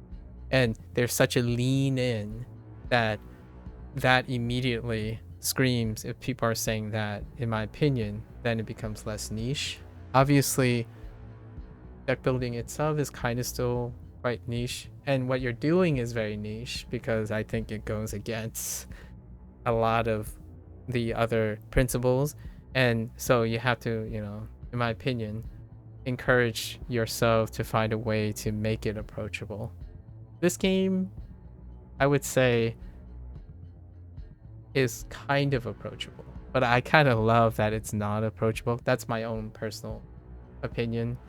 As you know, when you play a lot of deck builders, I feel like I connect with you when you're saying you love deck builders and now you want to do something different, and I totally get that. And meanwhile, like everyone else, it's like they might not have experienced it and whatnot, and there's a reason. There's often a reason why certain gold standards are still there because of their approachability. Okay, so your plan is tutorial hints. Okay, that suggests things they should consider, like deck size or focusing on defense mode. Oh, okay. Stuff really new players to deck building won't know about, and stuff that's different than Slay. Yes, exactly. Um, I think one of the possible downsides right now is that uh as opposed to attracting new players, this type of like game genre tends to be like a like Souls like or like FromSoft like, where the people that are interested in your game aren't like new to deck building. And I think your game would shine far more if it's or like more consistently positively looked upon as a introduction to a type of deck building, as opposed to, oh, I've played a lot of deck builders. I mean, I did the same thing to some extent. I made errors, I presumed things. However, I don't want to say like I'm different or something. There are enough people like me who like, oh hey, yeah, this is hubris. My hubris and my like somewhat like predilections and patterns made it a bit difficult in the beginning, or made me misunderstand things in the beginning. And however, I stick to it, right? A lot of people, when they get reminded of their hubris, often tends to just take the highway and go back to their comfort zone, which that kind of fair enough, right? It's their prerogative. Also, need to point out the positives of the durability mechanic. 80% the starting decks are terrible. Yeah. So here's the thing. I don't know if you watched yesterday's run. I got the the equivalent exchange thing, right? The equivalent exchange where you sacrifice 3 cards for 2 cards. With Linda, I was thinking, Linda has a unique blessing for attack. My first thought was, you know what? I'm just gonna YOLO it. Let's just throw all 3 water blocks into it because dude, basic, we're not going basic. I think your game thrives on this. I love the 1-2 punch. I call it like the 1-2 punch because it's not a chain. You're not doing like a Dempsey roll, a Dempsey roll all of a sudden and hitting the boss for 16 times in a row. You're doing 1-2s. 1-2 tap, fade away, 1-2 tap, fade away, and I kind of love that. And the basic cards just doesn't cut it. You just replace your starter card. Yeah, the equivalent exchange. Yeah, replace all your starter cards immediately. In the long run, you're still gonna have more utility. Yeah, 80% of the starting decks are terrible, and they naturally go away as you use them. Yeah, naturally. There's a reason you can never get a spark card outside the starting deck. That is a fair point. I didn't even notice that. Yeah, you don't get any of the basic cards, actually. Can you even get a basic card as a reward choice? I guess there are ones that are like kind of straight damage, but no. I didn't even make that connection. Yeah, players coming from the MTG and Hearthstone, for example, are definitely enjoying it more than some Slay the Spire players. Exactly. My first thought was, if you draft at all, if you've ever played arena type draft tournaments or draft competitions like Hearthstone and MTG, this caters to them a lot more. Like, actually, when you have infinite loops and like no caps and like multiplicative stuff in like things like Hearthstone MTG, is viewed with a terrible stigma. Like, it's almost aversive. Like, oh no, oh great, this person is still playing that meta broken mechanics. Like, dude, the meta's getting stale. It's time to switch it up. That kind of thing. So I honestly having finding in the future, like, or not really in the future, but maybe whenever I encounter someone who's more into like a Hearthstone or MTG background, where they're kind of like constantly rotating, making reactive decisions and stuff, those are the people that I would probably recommend this game to, for sure. Like, I'm totally in line with that idea. Roguelike deck builders, like solo campaigning with power spikes and constant updriving, that's legitimately gonna make you feel bad about this game. I think the most consistent criticism that's on point, that it's understandable they feel that way, is the feeling of progress. The progress is you. And you know what's funny? That used to be what roguelikes were about. And but thanks to like the matriculation of roguelite mechanics that are popularized in many things, even the action roguelike edition, the action roguelike subgenre, the idea is you're always getting stronger, as opposed to you're always getting more experience and smarter. Not that the game keeps giving you more things as you're going. That wasn't the default before. Like, I still remember a time when you play like Faster Than Light, for example. It's not a deck builder, but Faster Than Light, you start from square one. It's 0. The progress that you have is you. And you still, in my opinion, your game still incorporated roguelite mechanics. The map is the goal. The map is the reason why I've used my strategy for like store farming and stuff came about. It's because of the persistent map and the exploration and the story and your own experience, your own skills. That is one of the most rewarding things. However, I've been learning language learning for a while now. Even when you're talking about other skills like deal with semantics, it's highly rare to get people to feel good when they have to quote unquote start over. Like for example, I use Duolingo, right? Duolingo updates their things, so like progress is going to change, as in if they shuffle the courses around because there's more ideal ways to do it or something like that. The learners will decide, like half the most vocal learners will decide like, oh, my progress is gone, all my progress is lost. Like, well, no, your progress is you, it's always with you. Like that's kind of how I feel a lot of times, that the general consensus is the game has to provide, for whatever reason nowadays, a sense of progress. My take on the progress thing is some sort of record keeping. I think indie devs do really well by including their already self-accounting statistics in their games. So if you had like a run history, right? Like a run history that it could be a basic text file. It's nice to have a nice, GUI or something. The run statistics create journaling that a lot of players are not, like, they don't want to do those things anymore. However, if you have them, it reminds them of their progress. So you can like soft remind them about their progress and performance versus literally creating progress mechanics in the game that affects the gameplay. Yeah. Keeping scores, persistent scores,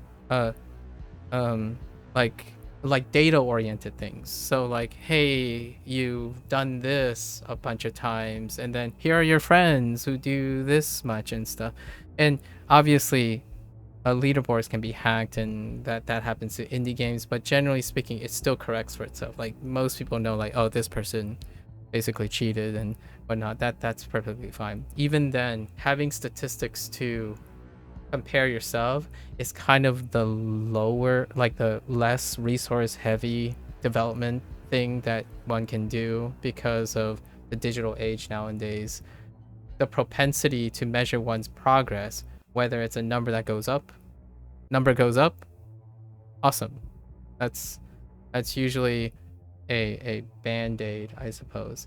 There are other games that have the resources to constantly push the ceiling, but generally speaking, having some sort of tracker tends to be a psychological thing that is useful and rewarding. I personally just take in all the things. Like if you don't record my runs, I'll record it myself. I mean, that's kind of why I stream video games. So something like that for future, for future things. Yeah, okay. No, there's a basic attack and defense for each element. Oh, and they are only in the starter deck. Yeah, the feeling of progress is more exploration and story in your own skill. If you're used to the dopamine drip of a lot of other modern, this will feel off. I agree. And that's kind of something to be aware of. And it's most of these things I'm saying now will probably go into my like talk or something near the end of the game. I usually have, or when I complete my tasks that you set out for me, which is basically your Steam achievements, by the way. You set your task, I complete the task, and I tend to talk about the elements that would make this an enjoyable experience by like comparing it to whatever I know about, and then the elements that may be a enjoyable experience. However, if you're adventurous, that's kind of how I would go about it most of the time, encouraging people. If you're feeling new, you're spry, give it a try. That kind of rhymed. If you're looking for something specific, these are the things that your game these are the things that this game offers, if that sounds great. Go for it. You've got to go. Oh yeah, yeah. Oh yeah, no worries. At any time. Yeah, at 3x speed. It's fine. I'm very glad you took the time to get the game. It's been invaluable to me see you play. I hope so. And I look forward to your future game. Right? I hope you keep making games. I really appreciate that there are still there are indie devs that are doing these things regardless regardless of the uphill battle that they have to go with like the hyper categorization. So keep up the great work. Rest well. Yeah, good luck. I'll catch you later. Take care. Thanks again. Oh, I'll definitely be making more games. The next one just won't have screenshots that look like yeah. I'm looking. So basically your next one's gonna look like Hades. I got it. Hey, if it looks like Hades, I'm on board. I'm kidding. All right. Take care. Jokes aside, good luck with everything. Okay. All right, let's refocus. Light greater than 7. Yeah. Cleansing flame. Let's take this.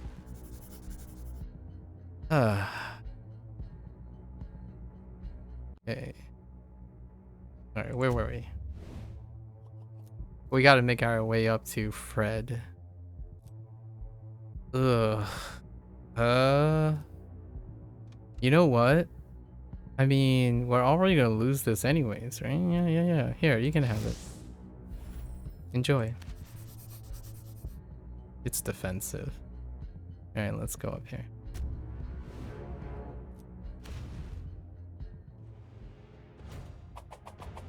Okay, oh, good thing they're not attacking. Okay. We really gotta use up these, like, basic ones as much as we can. Yeah, we're trying to burn them. Deck thinning 101. I don't have any defense cards. Okay.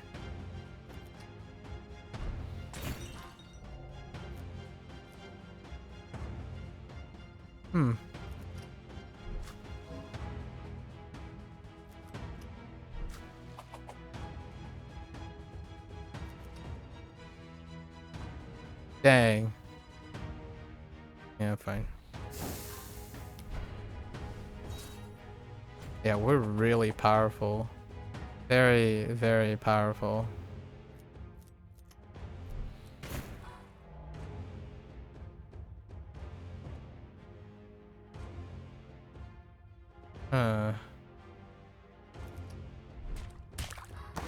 Alright, you can hit me for one. Sure. It's vulnerability.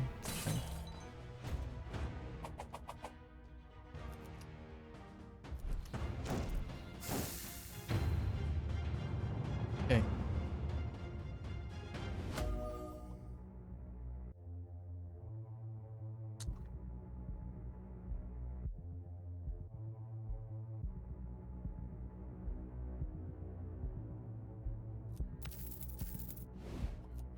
Okay. Ooh, Toxic Blast. That's what I was looking for. Yeah, Toxic Blast. Pretty good. Energy. We have a lot of drawing mechanics. So energy is really good. Having more energy, more actions. I think Thalen or Thali? I keep calling him Thali. Oh, Thorin. Thorin is probably the closest thing you're gonna have to like combo potential, honestly. Alright. Okay.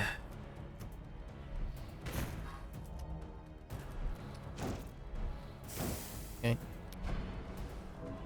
Heckin' weakness. Of course it's weakness.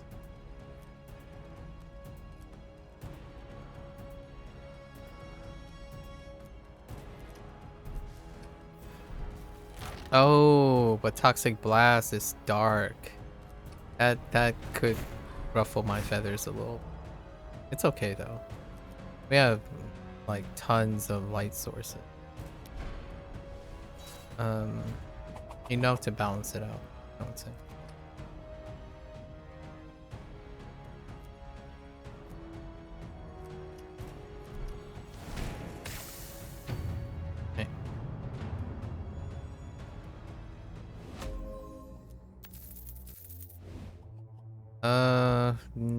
Bonfire is good too. It's another dark source, but bonfire is pretty good. Oh no, I'm thinking too many thinking too many card choices. Okay. We're at 3 skulls now. So I kinda want a vendor. I kinda want a vendor a how much is this gonna heal? 24?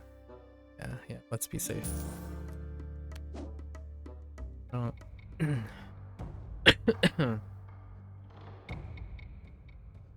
This is 2 actually, so we should take out the 2 and see where we're headed. We've already cleared sorta to Fred here. Knowledge lost to time. You find the ocean Medusa slouched on a rock and surrounded by attendants. She seemed to just be staring into the distance. I'm Thorin, my lady. I seek an antidote for... Speak up and come closer, child. Something seems a bit off, but you slowly walk closer. As I was saying, my name is Thorin. A research from... I knew a Thorin once. Or was his name Jeffrey? He was short, anyway. As she starts rambling, you suspect the rumors of her keen mind might be a bit out of date, but you decide to try once more. I'm here in search of knowledge. She suddenly seems to be focused on you as she cries out in fury. A thief! Here to steal my sacred knowledge! Guards! Oh, okay. Oh, yeah, really big guards. What the heck, dude? Oh, that's fine, though. I'm probably gonna weaken her, right? Maybe she attacks after defending.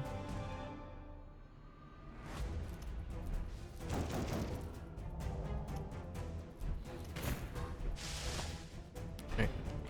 No weakness, please. Don't you dare. Don't do it. Ah.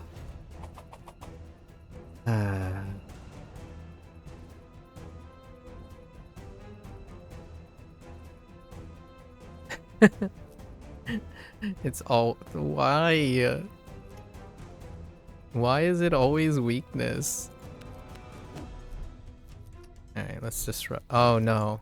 I threw away too many things. I miscalculated. Okay. Well, that's on me, I guess. I threw away one too many.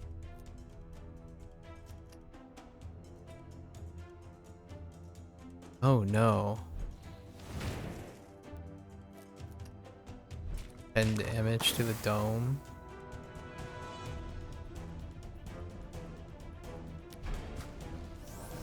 Heal, okay. I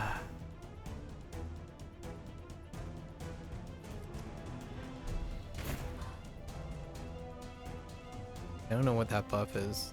Kind of scary. It's not a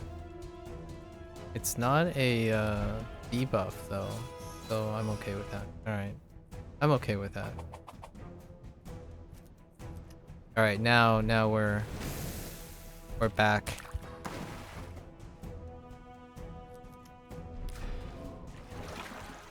The weakness is gone.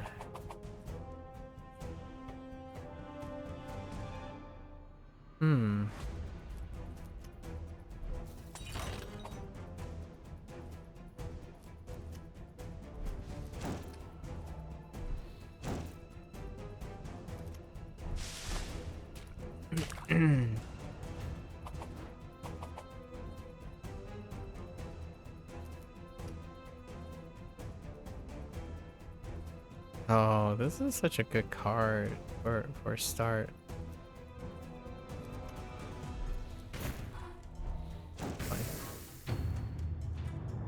Bolstering Blaze. I want to get another Bolstering Blaze. Another Bonfire? No. No. Weak vulnerability pot. Spicy. Time for a different approach. That could have gone better. Why is nobody helping you? Don't they understand that knowledge must be shared for new discoveries to be made? Well, you won't be deterred this easily. Since the regular avenues of inquiry haven't been working, perhaps it's time to dabble in the dark arts. You decide to search out Kalazar the Wise, a dark wizard with a feared reputation. Usually you won't associate with this sort, but you run out of safer ideas. Interesting. Embracing the dark side, huh? Ooh, this is a slippery slope. The minds of an academic. Desperate times calls for desperate measures. Oh my goodness, that is really far up.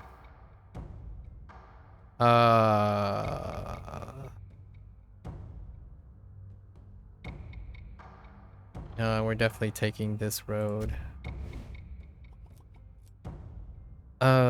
Nature damage. Nature costs for 220. That's a lot. Nature damage is not... Can I leave without penalty? Please don't hurt me. Okay. Okay. You never know. You just never know. Alright, so... Yes, bonfire into combustion. Good night. No weakness, please. Don't do it. Oh my god. Why? Why are you guys so mean? Healing. Healing again. Okay.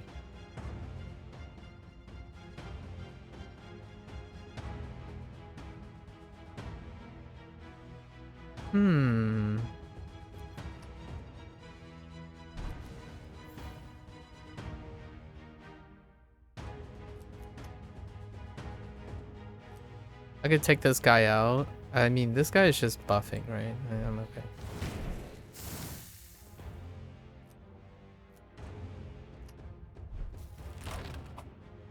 Here. You can have a weakness. Yeah, they're not even attacking. Excuse me. Second weakness.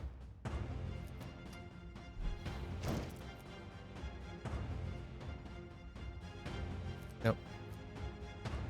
We gotta clear out our basic attacks. Basic attacks do be basic. Alright. Blazing Assault. It is nice. I don't have anything that combos with strength. But we'll take Blazing Assault. It's always nice to have some sort of multi-tech. Multi-hitting. Just in case we need to interrupt something. And it lines up. I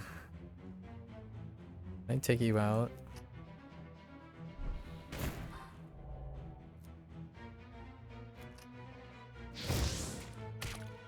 Nope. Oh no, that's nature.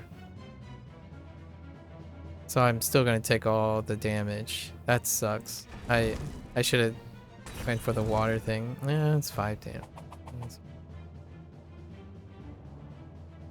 That was definitely my bad.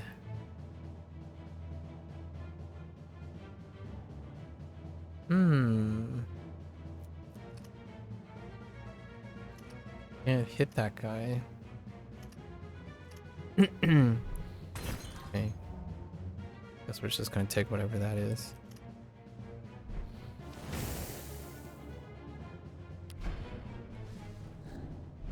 Oh, okay. That's fine. Lingering vulnerabilities.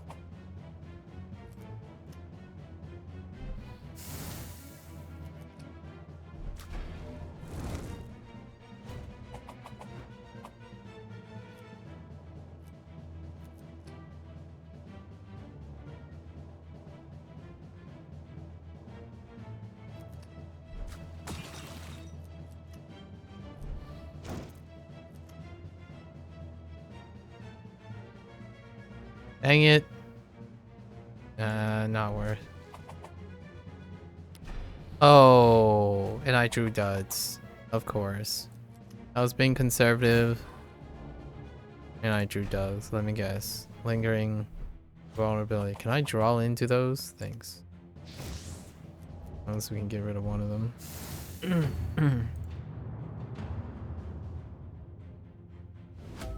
I identify as a Thalrent. Because Thalrent is amazing. Okay. We're gonna pass. That's a pass. Keep going.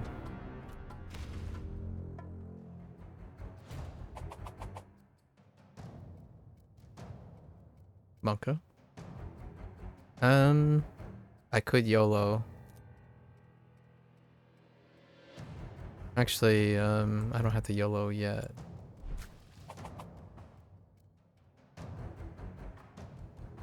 Not good enough.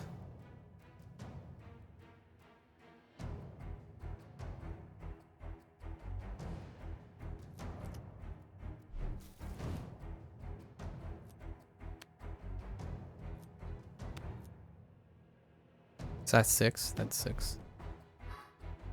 And I guess we're gonna put a weakness on him. Oh wait, that's good enough. Just kidding. No weakness, please. Don't. Don't do it. Don't. I hate you. I hate you.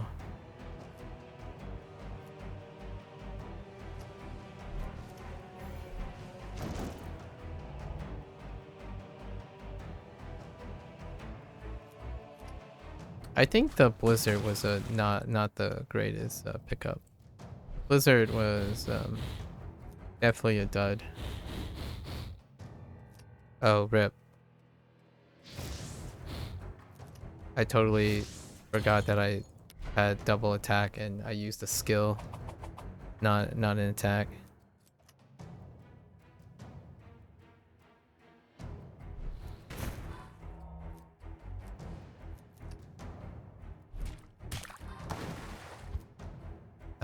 Oh wait. Alright, we're good. I can lift this, it's fine. Dang you. Well that's awkward. Oh wait, but this applies vulnerable no matter what. Unfortunately, I still can't break it. I was thinking maybe. Oh, those are awful. Well,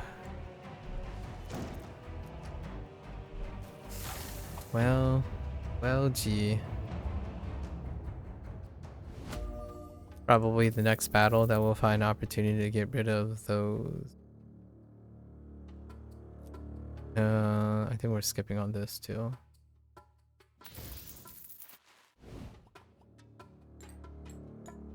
Probably block.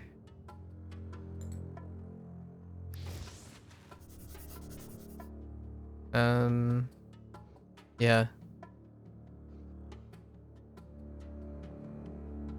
Yeah, we're good. I think we'll be okay.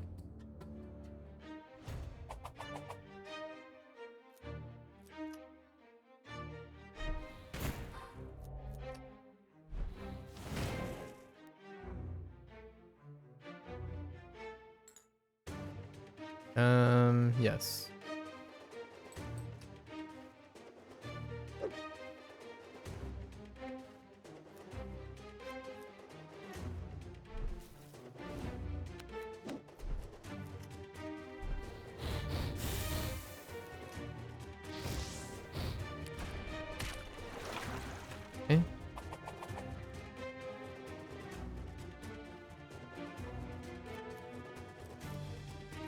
Hmm.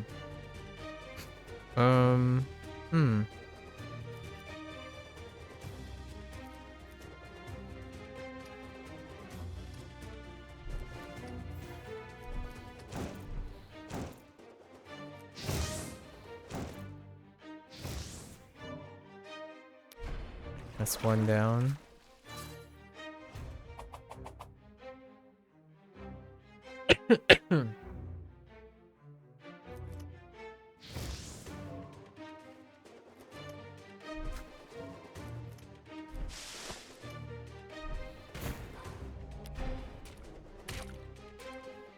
Alright.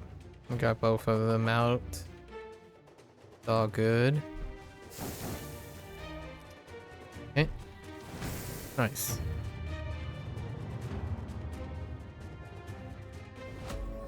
Okay. Nah. What do you think I am? I'm not falling for that. Uh. Block. Okay. Making our way downtown. Yeah, we'll just wish him free. What blessing do you have? Water damage? That's okay. Blowing wall. No, no thanks. Ooh. Yeah. Yeah. This one.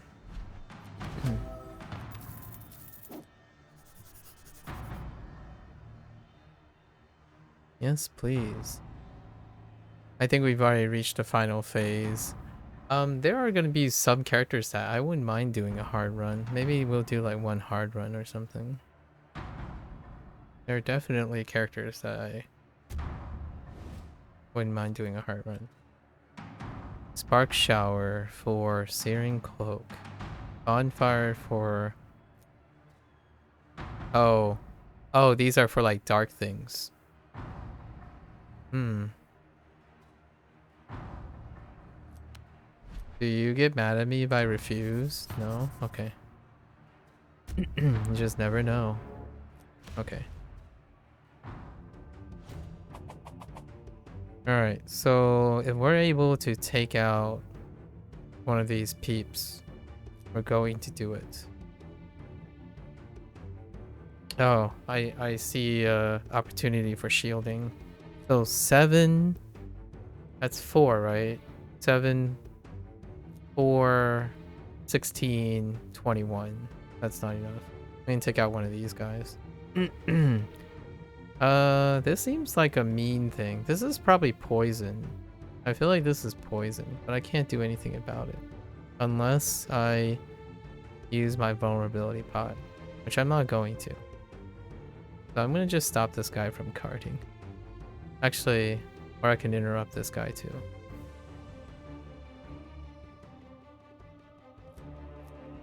Oh, I don't even need to use a pot, really.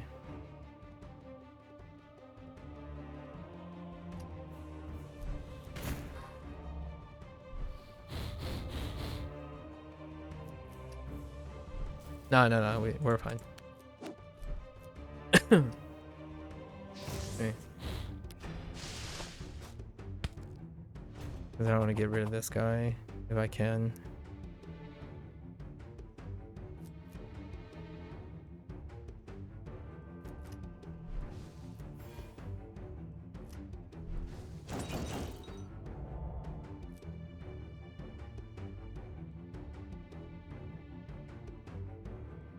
Okay, weakness to reduce it to 4. Clutch. Very clutch. Man, I just don't use any pots as well.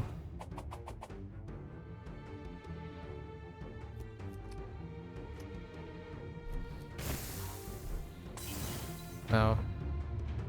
He's so powerful. Oh, that's fine. Avalanche? Nah. Nah.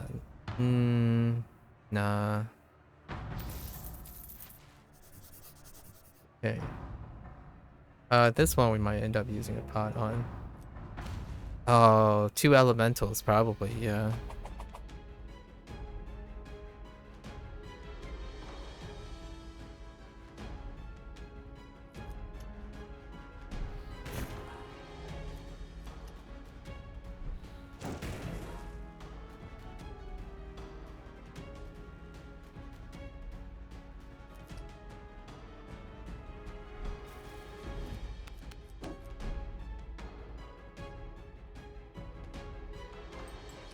Okay.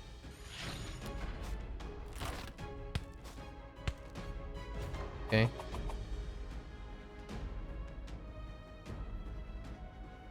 Rip. I guess we can draw into something. Oh, this is fire. Ha! Get it? Sorry. Fire. You know, like... that type of fire.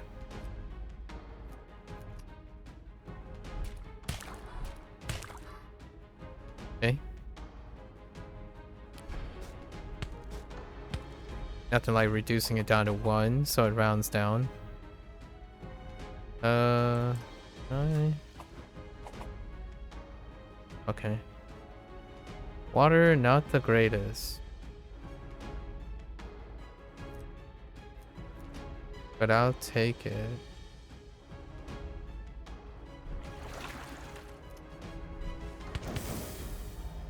Okay.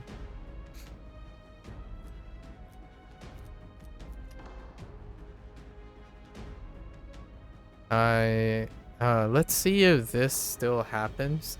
So there's something that happens sometimes where, oh, no, I'm gonna take it anyway, so never mind. I don't have enough energy. Oh, wait, I do. So let's see if this still happens. Where, like, if you defeat the enemy with 1 hit, the extra hit still applies, even though the enemy has died. Let's see. Like, let's find out. No, it doesn't. I feel that that is a... someone... I feel like that... Interesting. I noticed it happened once. Maybe it was something else.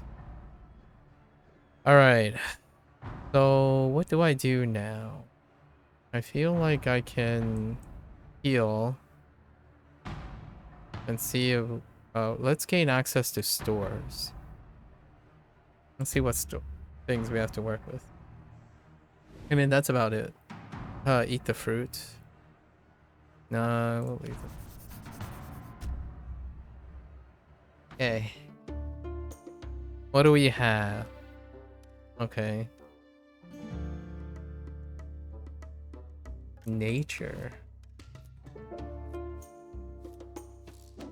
Intriguing.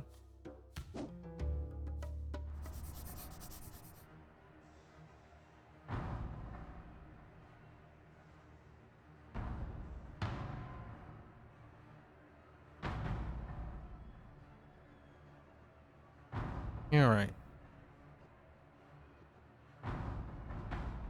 Is there... oh, here's another shop. Let's go down here. So let's explore all the shops that we have access to. Take a sip? Yeah, sure. Let's take a sip.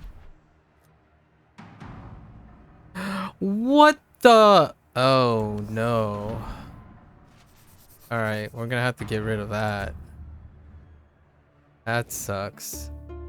That basically counters our thing. Wow. We shouldn't have taken the sip. Risk was not necessary. Do I have a fire thing? So, okay. So hear me out here. Probably going to...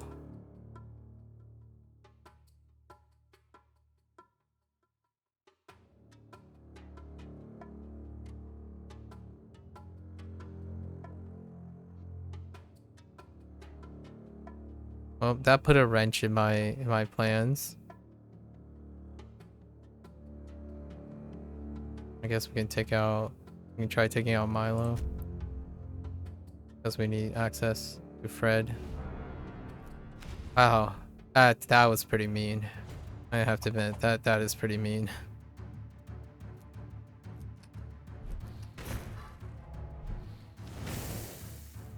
I'll take the 6.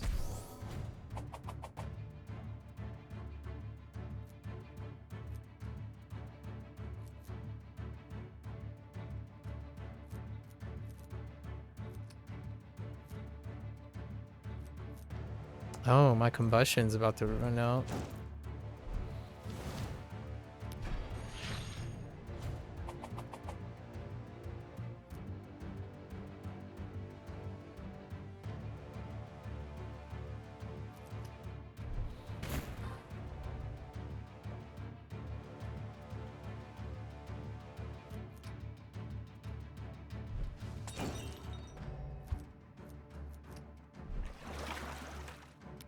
How much do you steal? Oh, it's just flat. It's a flat rate. I see. We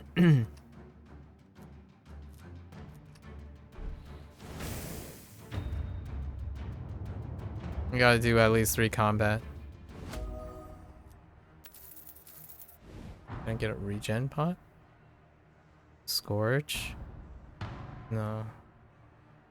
It is 0 though. I'll take a Scorch.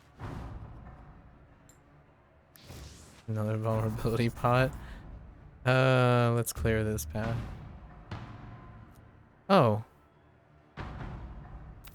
Cleanse.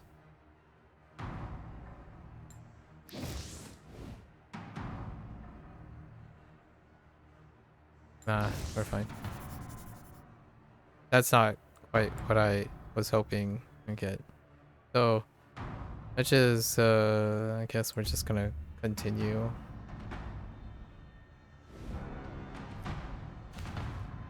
Maliki. Okay. Cool.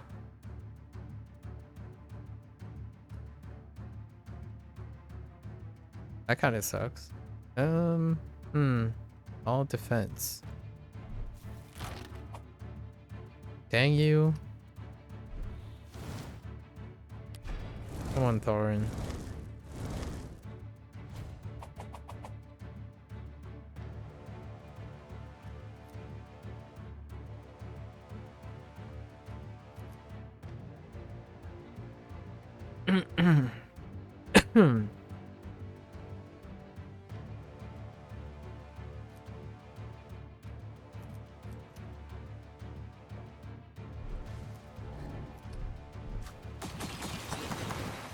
Oh no, that's not enough. I really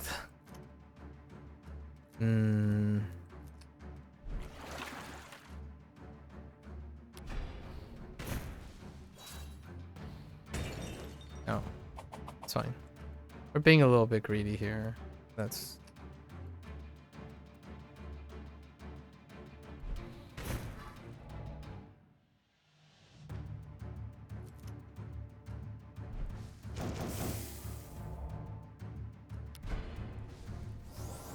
heal.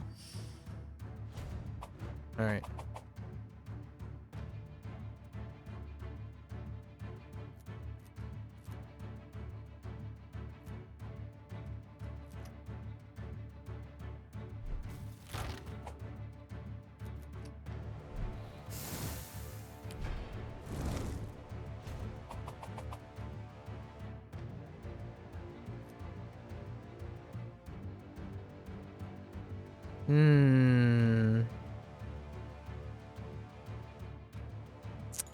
Alright, fine.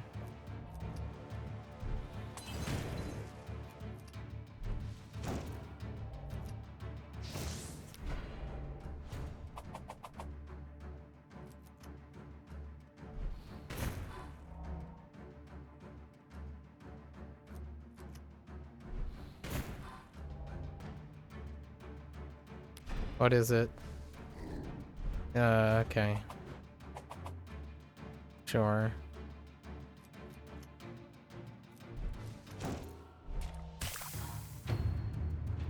Oh man. Okay, I got 2 more battles to go.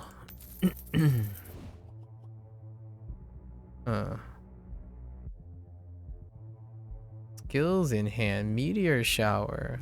I'll take meteor shower. Oh.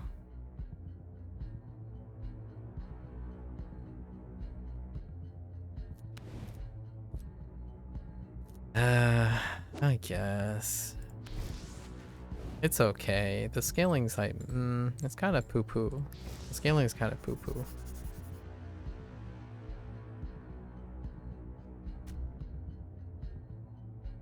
I mean, you say that all the time in this game, so not like I'm saying something vastly different. Oh, wait.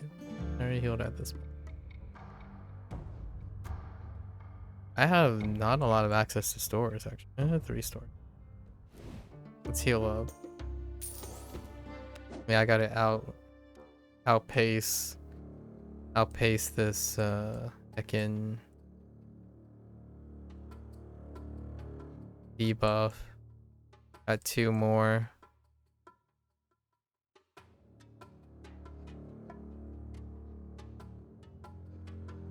Yeah, down here. Okay.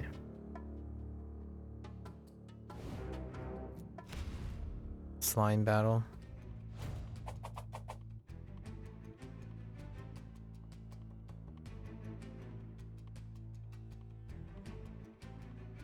That really sucks.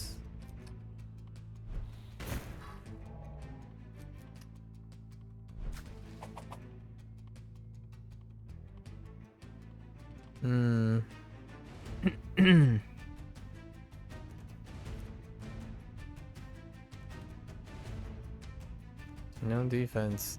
Yeah, Blizzard was really a dud.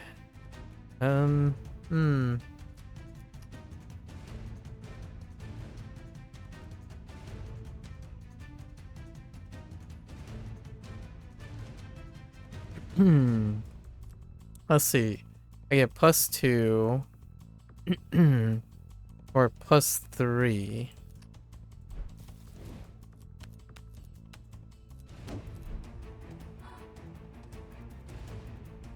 I'll take out this guy. But do I want to take out this guy and just take the...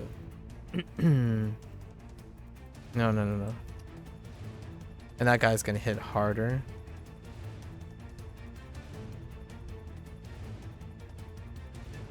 Wait.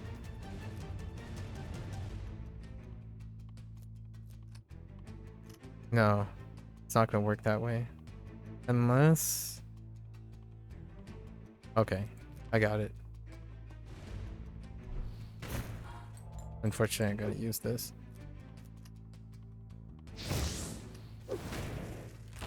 Okay. Not weakness, at least. Okay.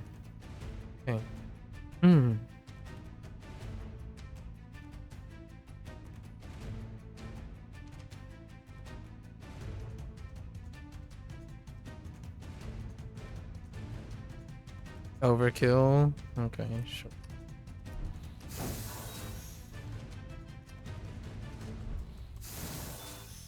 Yeah, and I take so much damage. It's fine. On the vulnerable. Okay.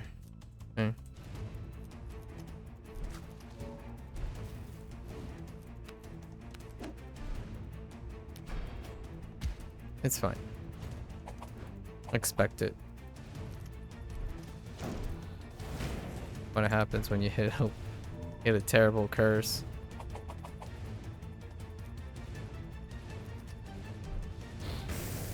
Okay. Like half my HP.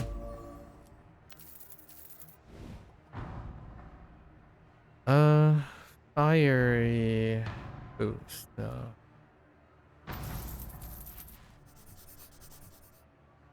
Okay. And then I think we had take care of this without having to heal.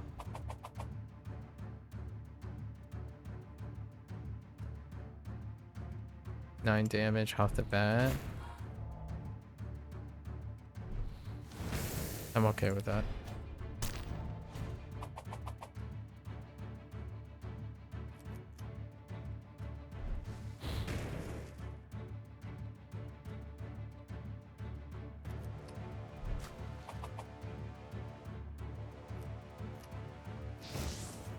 get rid of.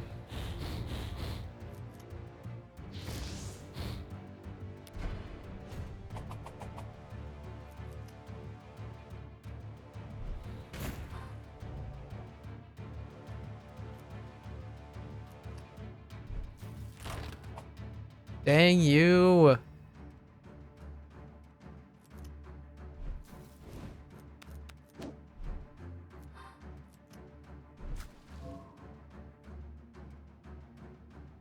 I thought this was okay. It's not. Alright, we're just gonna take it. Alright. That's it. That's it for our debuff. Alright. Our curse was really, really mean. Very, very mean. Let's take all the cash. Okay. Alright. Ooh. Nah. We don't want to prolong this. Okay. So let's go and buy some stuff. Let's go buy some stuff.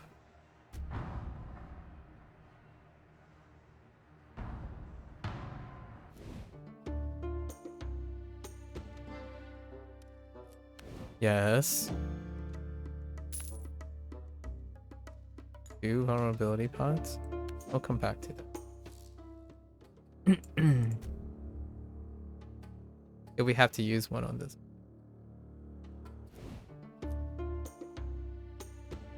Nature. Most of them are skills or defense.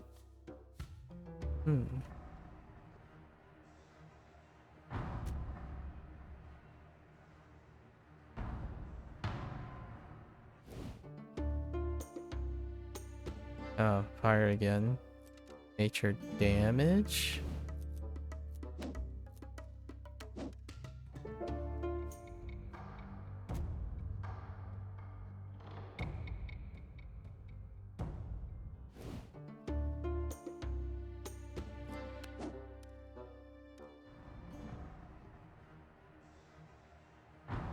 Which we could get in there. Okay, so we don't actually have that great of modifiers. It's just fire cost. I mean, fire cost is I'm gonna take a pot. I'm gonna take some pots. Let's take this one.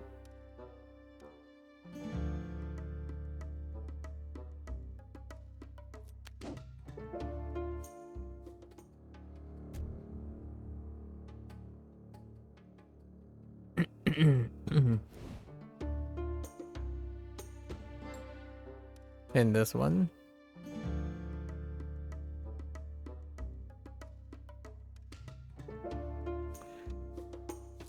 We could extend our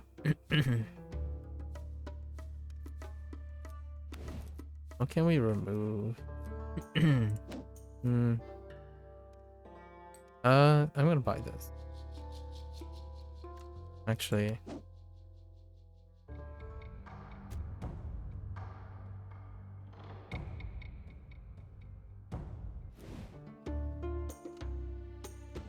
I have so many vulnerability pots.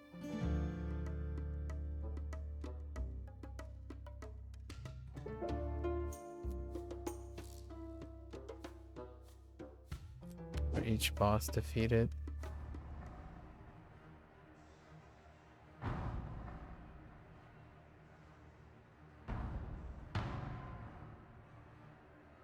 Okay.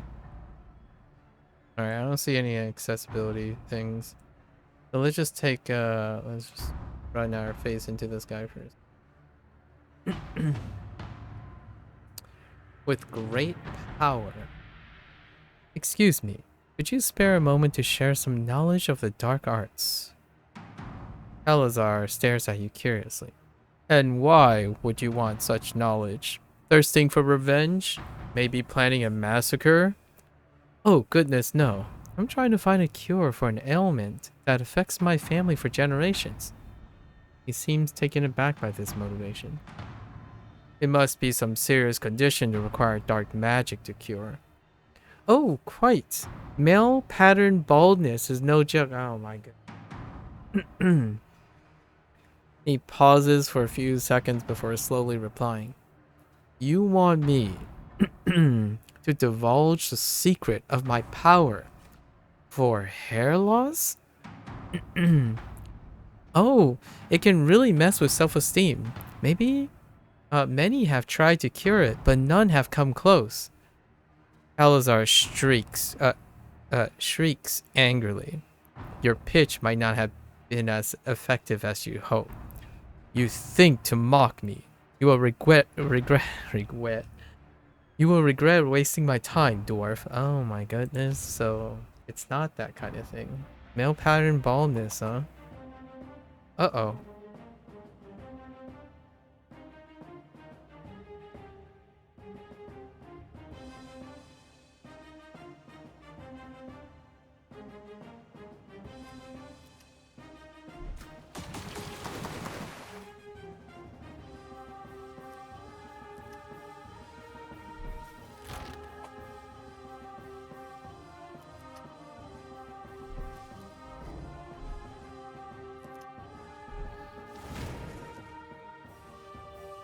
That was a little scary.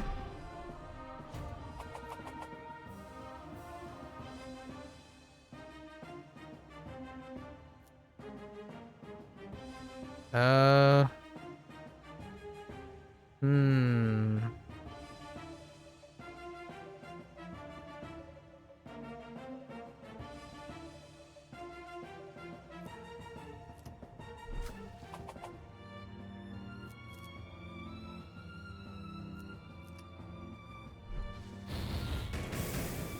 Okay. Is protected.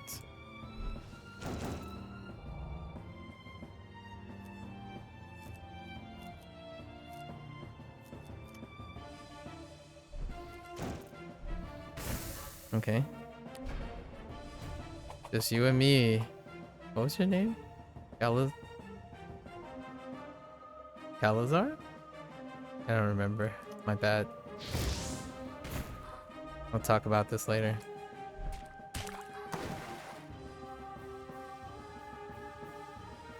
That's unfortunate.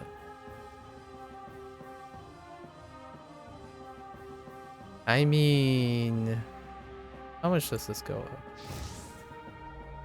Oh, that's a lot, actually.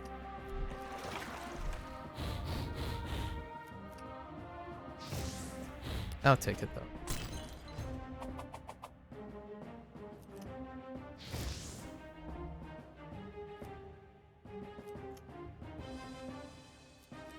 That's bad.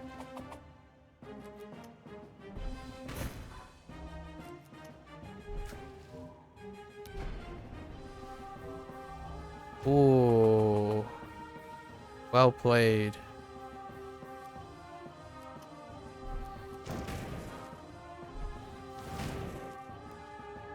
Whoops. I've got those are skills, not attacks.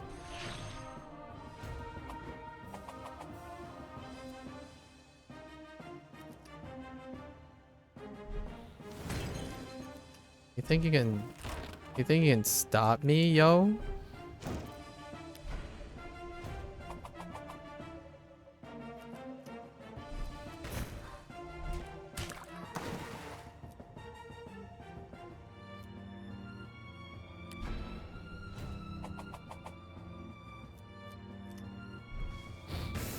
I ain't scared. Alright. I was a little scared. That beginning was a little scary. Ah,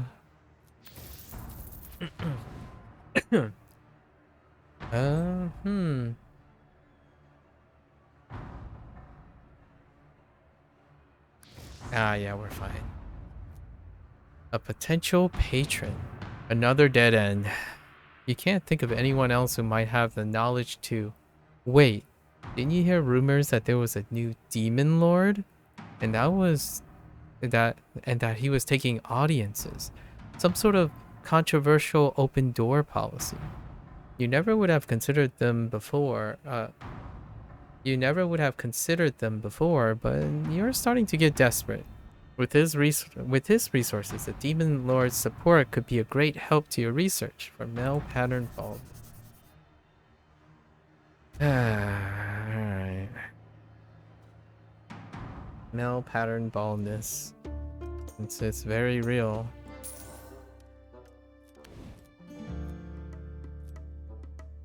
Yeah, I'll take this. Really. You know what? I can probably just groom out my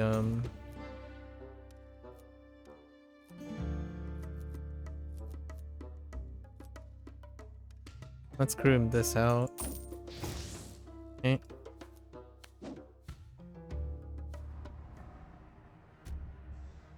Yeah, we're just gonna go in. You really don't need any buffs or like farming, really. I like to keep my options open though, you know. I also get rid of this. We still have these basic cards on hand. Jeez. Okay. Alright. We're good to go. Let's go. Sorry, Fred. Thalrin just wants a life of luscious locks, I suppose. An audience gone wrong. When finally facing the Demon Lord, you find your voice come out sounding like a squeak? I hope to find a cure for baldness before it strikes me down. Please, can you share your resources? He stops in his tracks and cocks his head. Baldness. Is that really a pressing issue? Not again. You absolutely sick of people not taking your research seriously. Can't they see you're trying to break down barriers and change the world?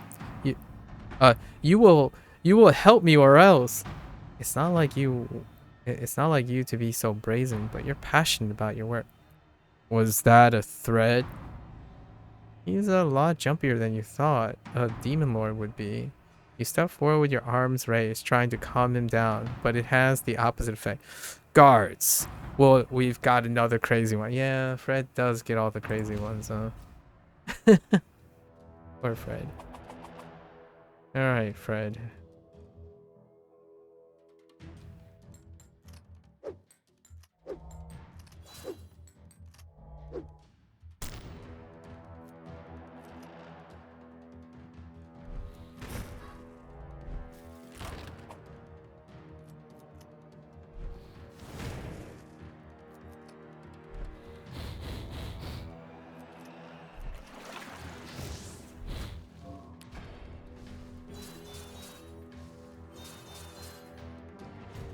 Okay.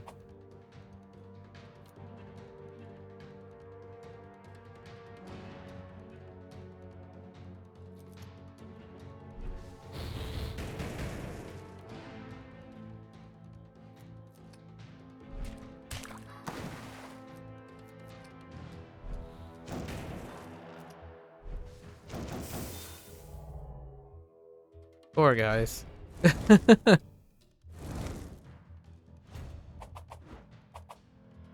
Oh no. Okay. That's a bit better. Okay. Good talk. Good talk, guys. Yeah, definitely normal is... Thalrin would be great for a hard run. Just to try like a hard run. That was a blast. Okay. Well, there you have it. We did it. Did he get his cure though? The journey continues. Oh, he didn't get his cure. You suppose it's not surprising that the Demon Lord wasn't a creature of vision like yourself. You may not have found the answers to your search yet, but you won't give up. Someone, somewhere, harbors the knowledge you seek, and you'll never give up until you find them. Life is about priorities, and yours remain finding a cure for this horrible affliction. Until then, your hat stays on. Really? Thalrin? That's what you're here for? Alright. Alright. Alright. Well, we did it. Sauron, less than satisfactory. Less than satisfactory conclusion to Sauron's journey for the cure for male pattern baldness.